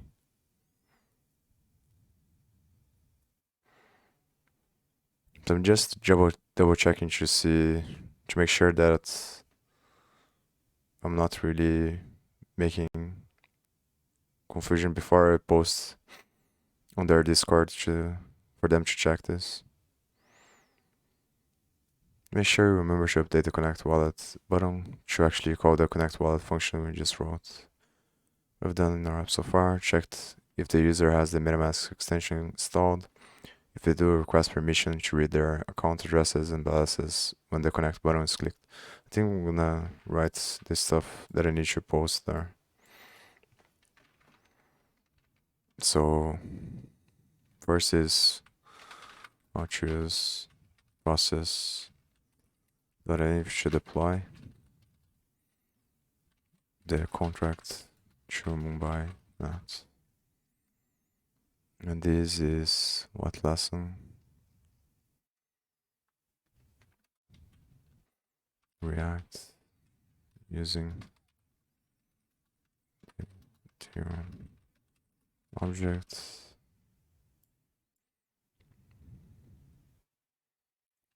Const account seems to be incorrect. Declared twice. Should be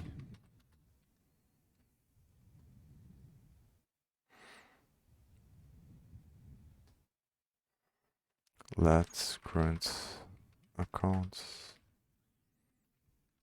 in the check if wallet is connected function.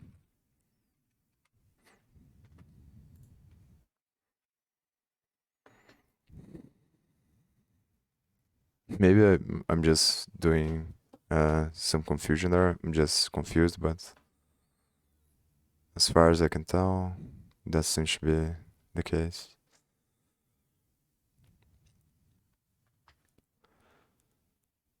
We need to actually check if we're authorized. I think I read this already. Yeah, this was the part that I was in. And then this one. They do request permissions to read their account. Just click nice, go ahead and test that fancy button out. MetaMask should prompt disconnect address, connect to wallet.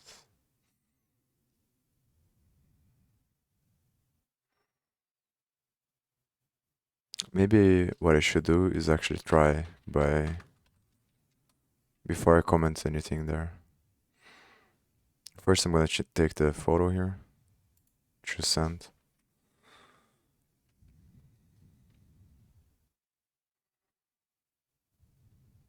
Yeah, mine is not showing this. Oh, I guess it's after you click the button.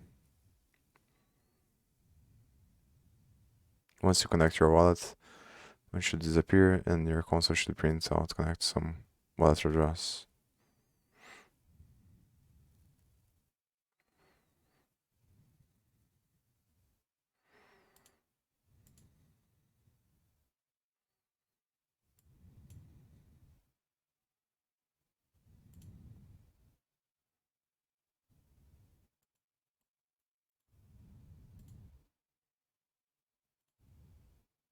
Yeah. I think I'm just gonna post this picture. So the button disappears once you connect the wallet.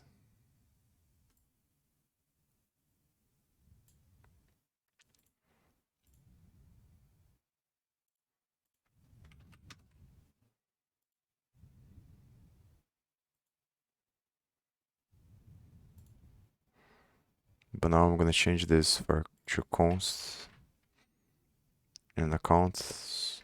And I'm gonna see if I can run there.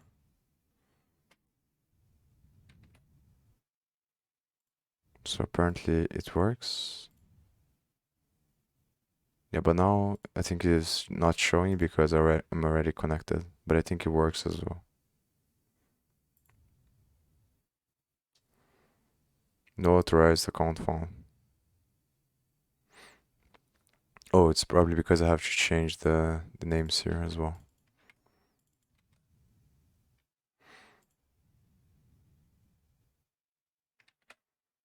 So let me test this again.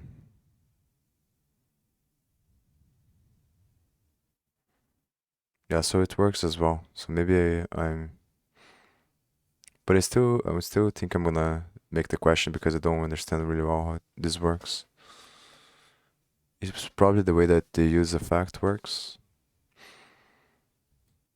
Or this const accounts is just for the scope of this function. Maybe that's why.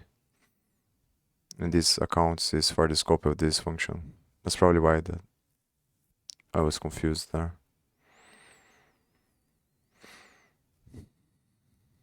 Yeah, I think that's what's happening actually. So I think I'm gonna scratch this. I'm just gonna ask for about the env thing.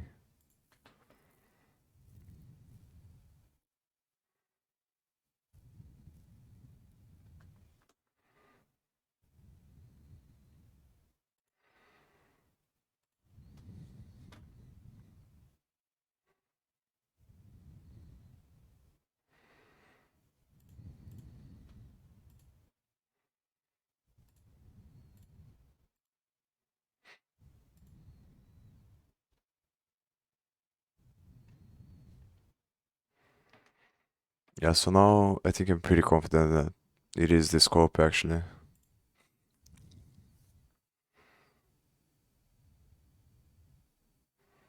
Because this variable is bound to the scope of this function, and this variable is bound to the scope of this one.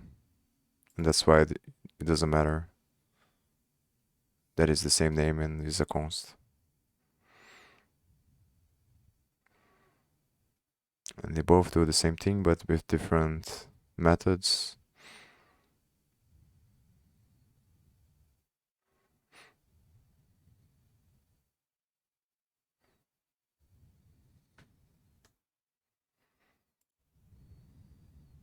Let me see how many lessons for this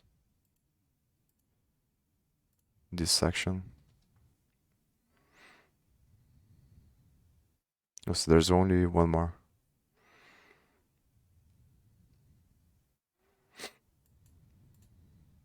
I think I'm gonna go through the bathroom.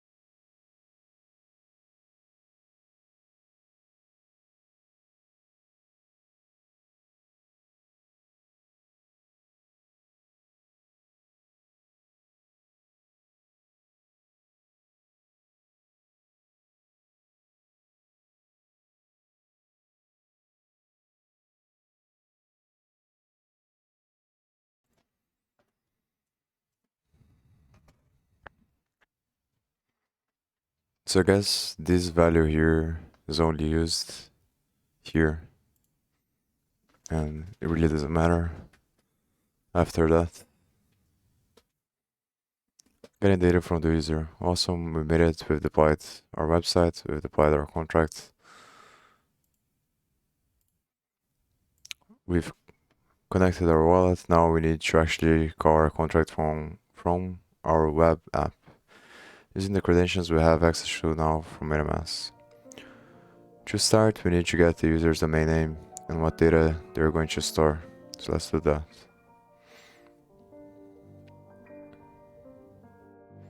So now it's importing the ethers thing from ethers. Your Majesty, Herr Melzer. Yes, what about it? Here. Well, there it is. Good. Your Majesty, I hope you won't find it improper. I don't know what this is.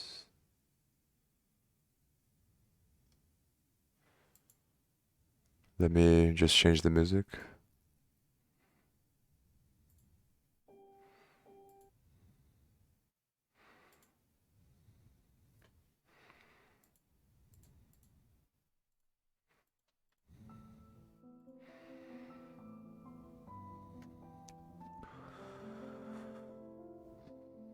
So,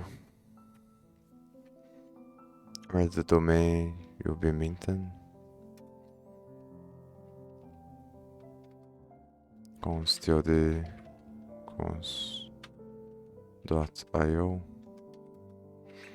const contracts address.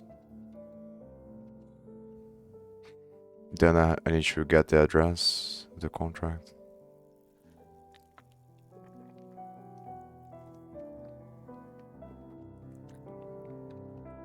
Which I don't think I'm gonna do. Or maybe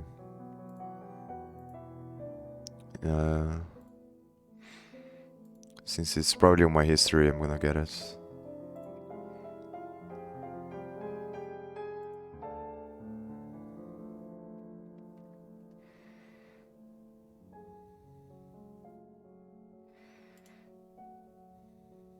Yeah, I think I found it.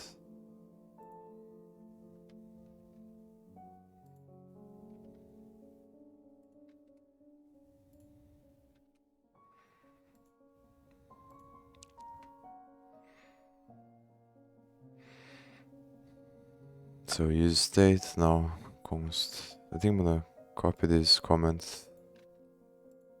Place here.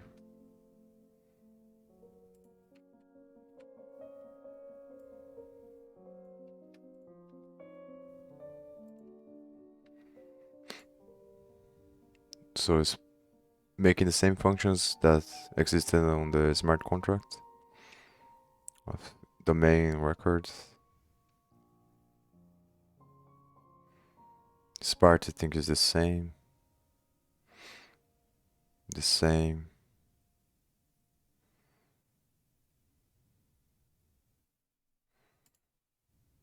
And then render is probably different.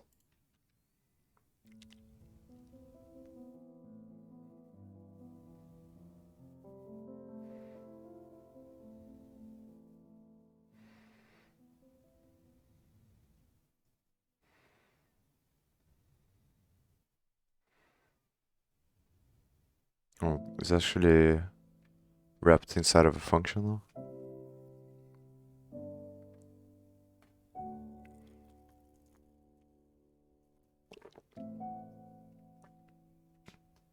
Oh, so this is a different one. And it comes before the effect.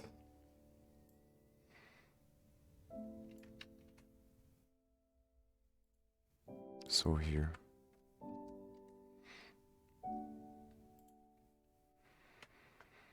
So it has a div with an input.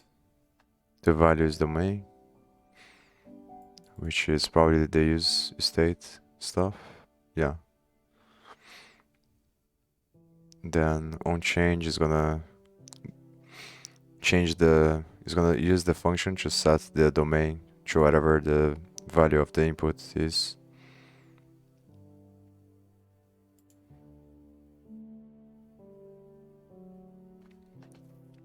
And here the same thing for the records.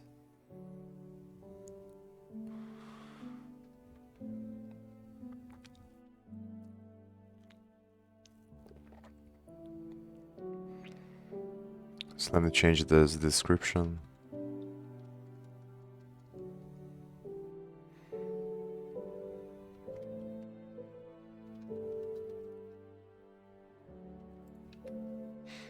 It's whatever.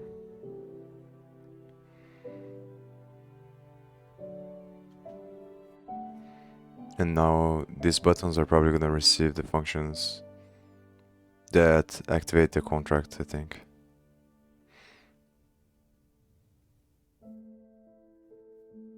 And the rest is the same, except this thing here.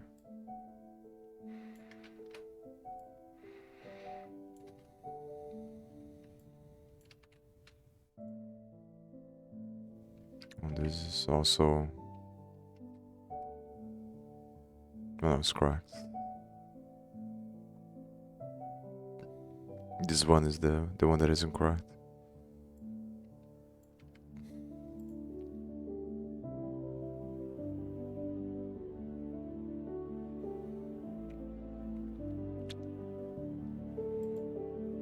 Maybe not.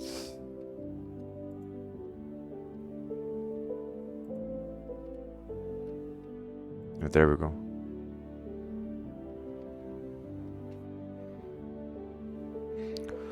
Not a lot has changed here. All we've added is true stateful variables under the old current account variable in the render input form. Let's get more focused look on these new additions.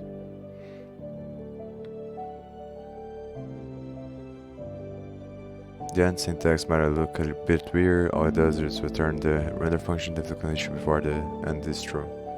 So if current account is empty, not true, it will return the connect to wallet button.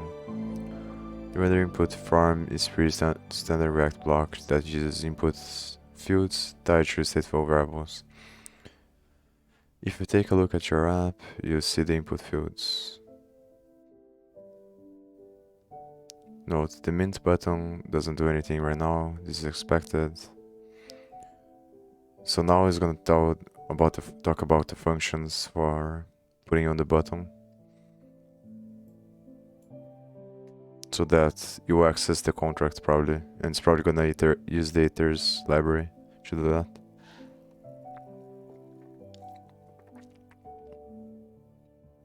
Not sure how, but probably with an async function and await promises, similar to the way that we worked on Krypton Zombies. Yeah, this is probably what's gonna do. But I'm curious to see how the difference is gonna be from this to Node.js, because in Node.js I think you require the contract on top of the page, like we did on the deploy thing. And here I'm not sure how it's gonna be. Remember the register function we put in our contract that means the domain has an NFT. We'll now need to call this function from our web app. Go ahead and add the following function under the check if wallet is connected function. So check if wallet is connected is here. So here.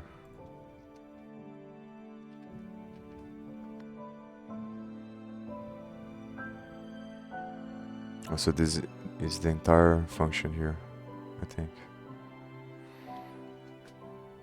Yeah, so it is an asynchronous function. If there's no domain, it doesn't run. So domain is the variable where for the input, this is storing the input. Has to have at least 3 letters. Calculate price based on the length, which is the same logic from the smart contract.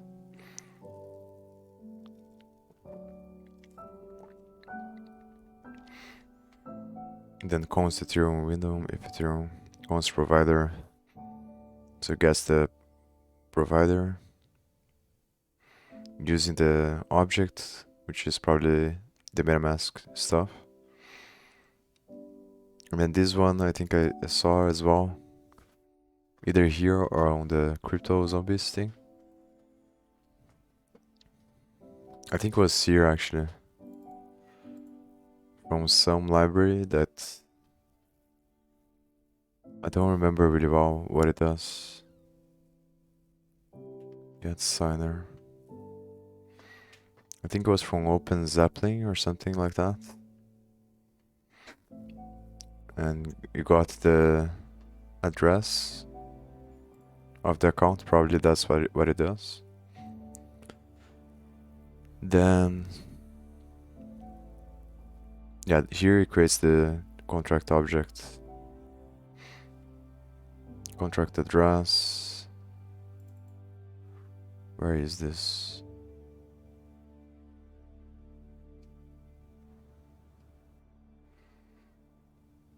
Oh, here is the address of the contract. Yeah, like the name says. Then contract API.api and signer. That transaction await contract register. So now it's gonna activate the register and pass the values.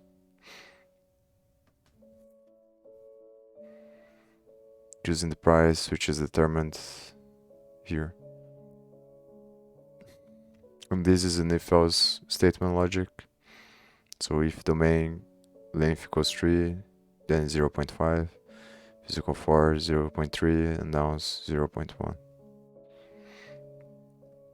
It's gonna parse that into ithers and passing as the value object along with the domain name, which comes from the input, the state of the input, the variable.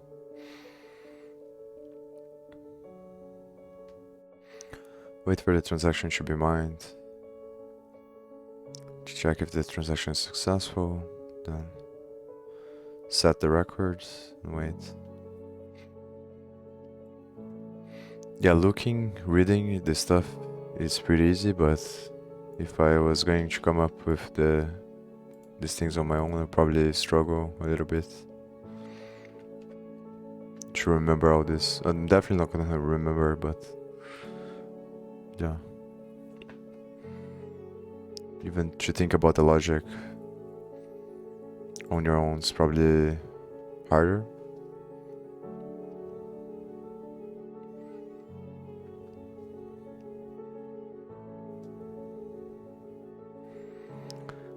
But it is a lot easier than setting up a database with Django and combining that with React.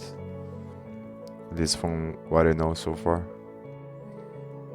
It seems to be a lot easier.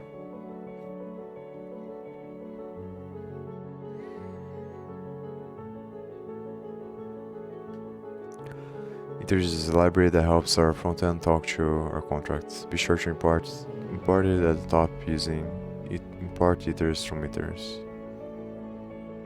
Our provider is what we use to actually talk to Polygon nodes. Remember how we were using Alchemy to deploy. In this case, we use nodes that MetaMask provides in the background to send and receive data from our deployed contract. Use a link explaining what a signer is online too. We'll cover this in a bit, so maybe I should. Signers in ethers is an abstraction of an Ethereum account, which can be used to sign messages and transactions and send signed transactions to the Ethereum network to execute state-changing operations.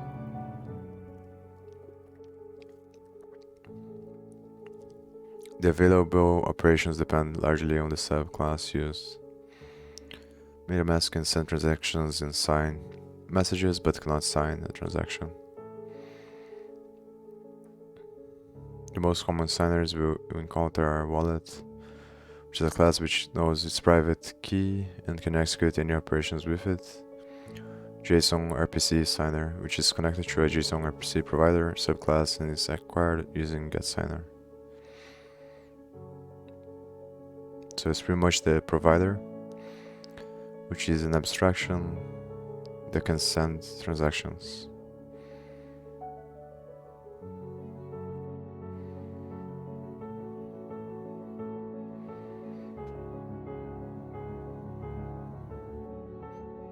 I think I kind of understand what it is. We covered this a bit, just know that this line is what actually creates the connection into our contract. It needs the contract's address, something called an API file, and a signer. These are the three things we always need to communicate with contracts on the blockchain. Notice how I hard code const contract address the top of the file with other constants. Be sure to change this variable to the deployed contract address of your latest deployed contract. If you forgot it or lost it, don't worry, just redeploy the contract and get a new address. Next bit of code, the code should already make sense. It looks sort of like the code we deployed with. We call our contract using register, wait for it to be mined, and then link the polygon scan URL. We're actually going to be calling two contract functions here. The second one is set record to set the record for the domain we're minting. Since our domain needs to exist on the contract before we can set a record for it, we have to wait for the first transaction to be successfully mined. Gives a receipt. Finally, we want to call this function when someone clicks the mint NFT button, and on click for the mint button in the render input form. Function should call the mint domain function. Yeah, so now is the part where you put the function here.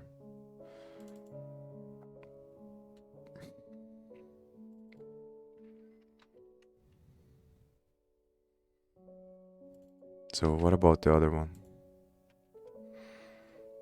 So you just erased the other one?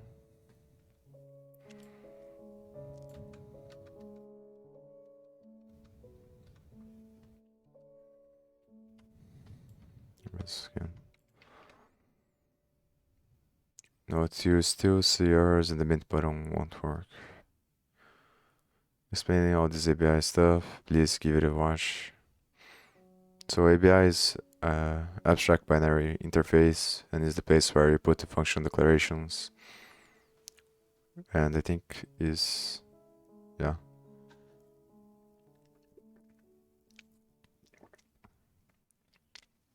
the bridge between the Solidity code and the machine code for the AVM to work. And I'm not really sure how it works on the deployment. But from what I understood, I think when you deploy, you create the ABI files automatically, but it might be... I don't think that's the case actually. I'm not really sure about that.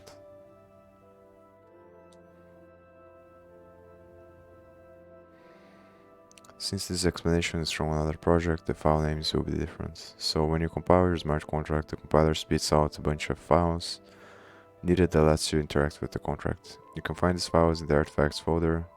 And so when you compile your smart contract, the compiler spits out a bunch of files that lets you interact with the contract. You can find these files in the artifacts folder located in the root of your Solidity project. Also, it does do what I was thinking about, I think. But the weird thing is that when we did this on the first JS files, it created JSON files and not Solidity files. The ABI file is something our web app needs to know how to communicate with our contract. Read about it here.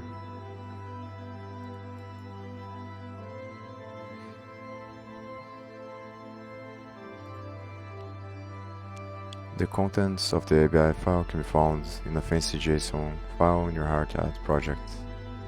Also, that's why. So the question becomes, how do we get this JSON file into our front end? There are a lot of fancy ways to do this. The one thing I still don't understand is how does this become the Solidity file later?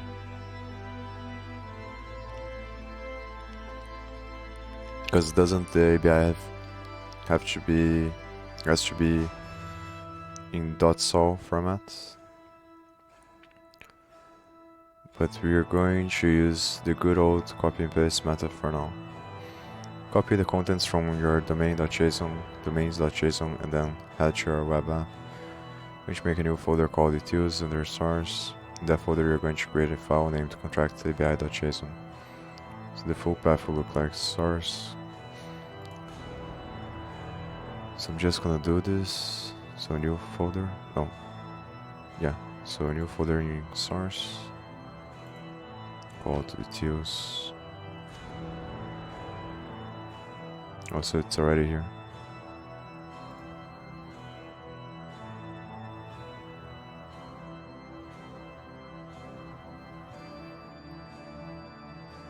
So I guess just the file contract API dot JSON. Paste the API file contents right there in your new file. So now I have to navigate to the other project, artifacts, contracts, domain sol, domains.json. Copy from this one and paste here.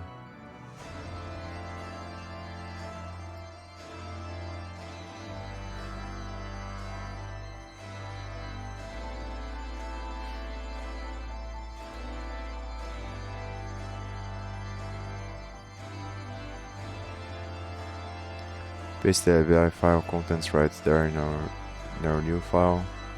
Now that you have your file with all your API content ready to go, it's time to import it into your app.js. So just import the one here. There's a problem apparently.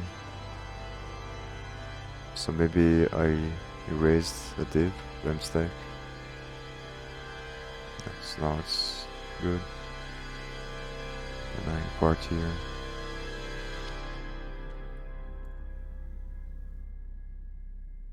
All we need to do from here is enter a domain name, a record click mint to pay gas using your fake matic. Wait for the transaction to be mined and bam, your domain should show up on OpenSea either immediately or within 5-15 minutes. Maybe asking yourself what the fuck gas is.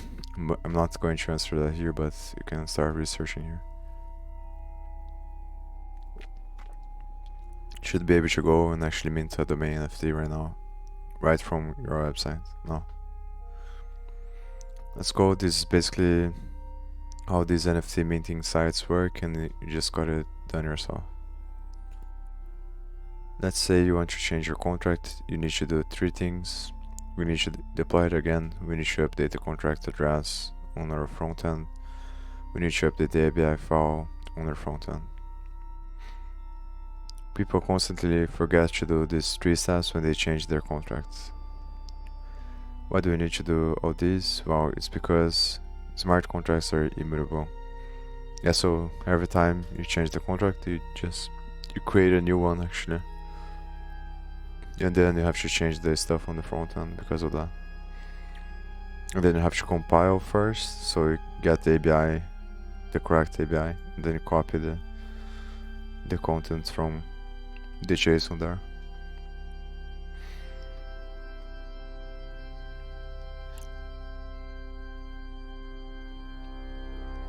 Maybe there's a way to automate this. I'm surprised that nobody has done something like this already. Maybe a script or something that allows you to just deploy again and then it changes. Yeah, but I guess it depends on the project and which libraries you're gonna use. But I think some people will probably do this actually, for React lists or the main libraries. Why do we need to do all this? Well, it's because smart contracts are immutable, they can't change, they're permanent. That means changing a contract requires a full redeploy. This will also reset all the variables since it be treated as a brand new contract. That means we'd lose all our domain data if we wanted to update the contract scope. After you mint a few NFTs and show off all those console logs. So I don't think I'm gonna do that. I think I'm just gonna send the same picture or this one.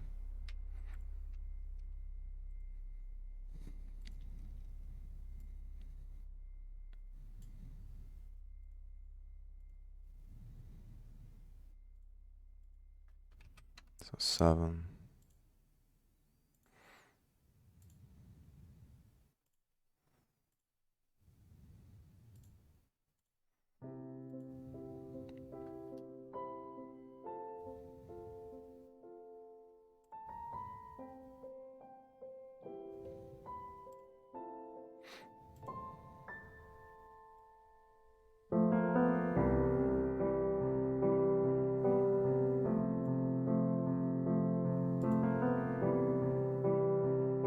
Nice.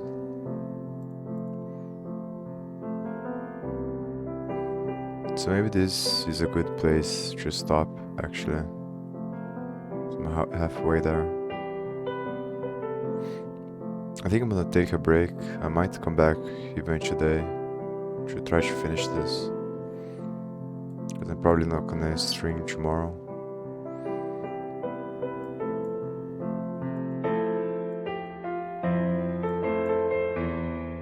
And once I'm done with this project, I'm probably gonna continue on doing my own thing. Just getting data from the different with the provider for different networks and doing some data analysis on that data.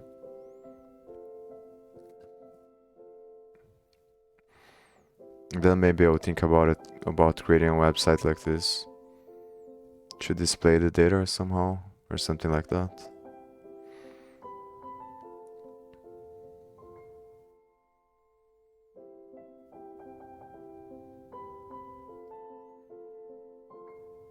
Yeah, so I'm gonna take a break now. And if I don't come back later tonight, I'm gonna do this 2 days from now probably. So see you.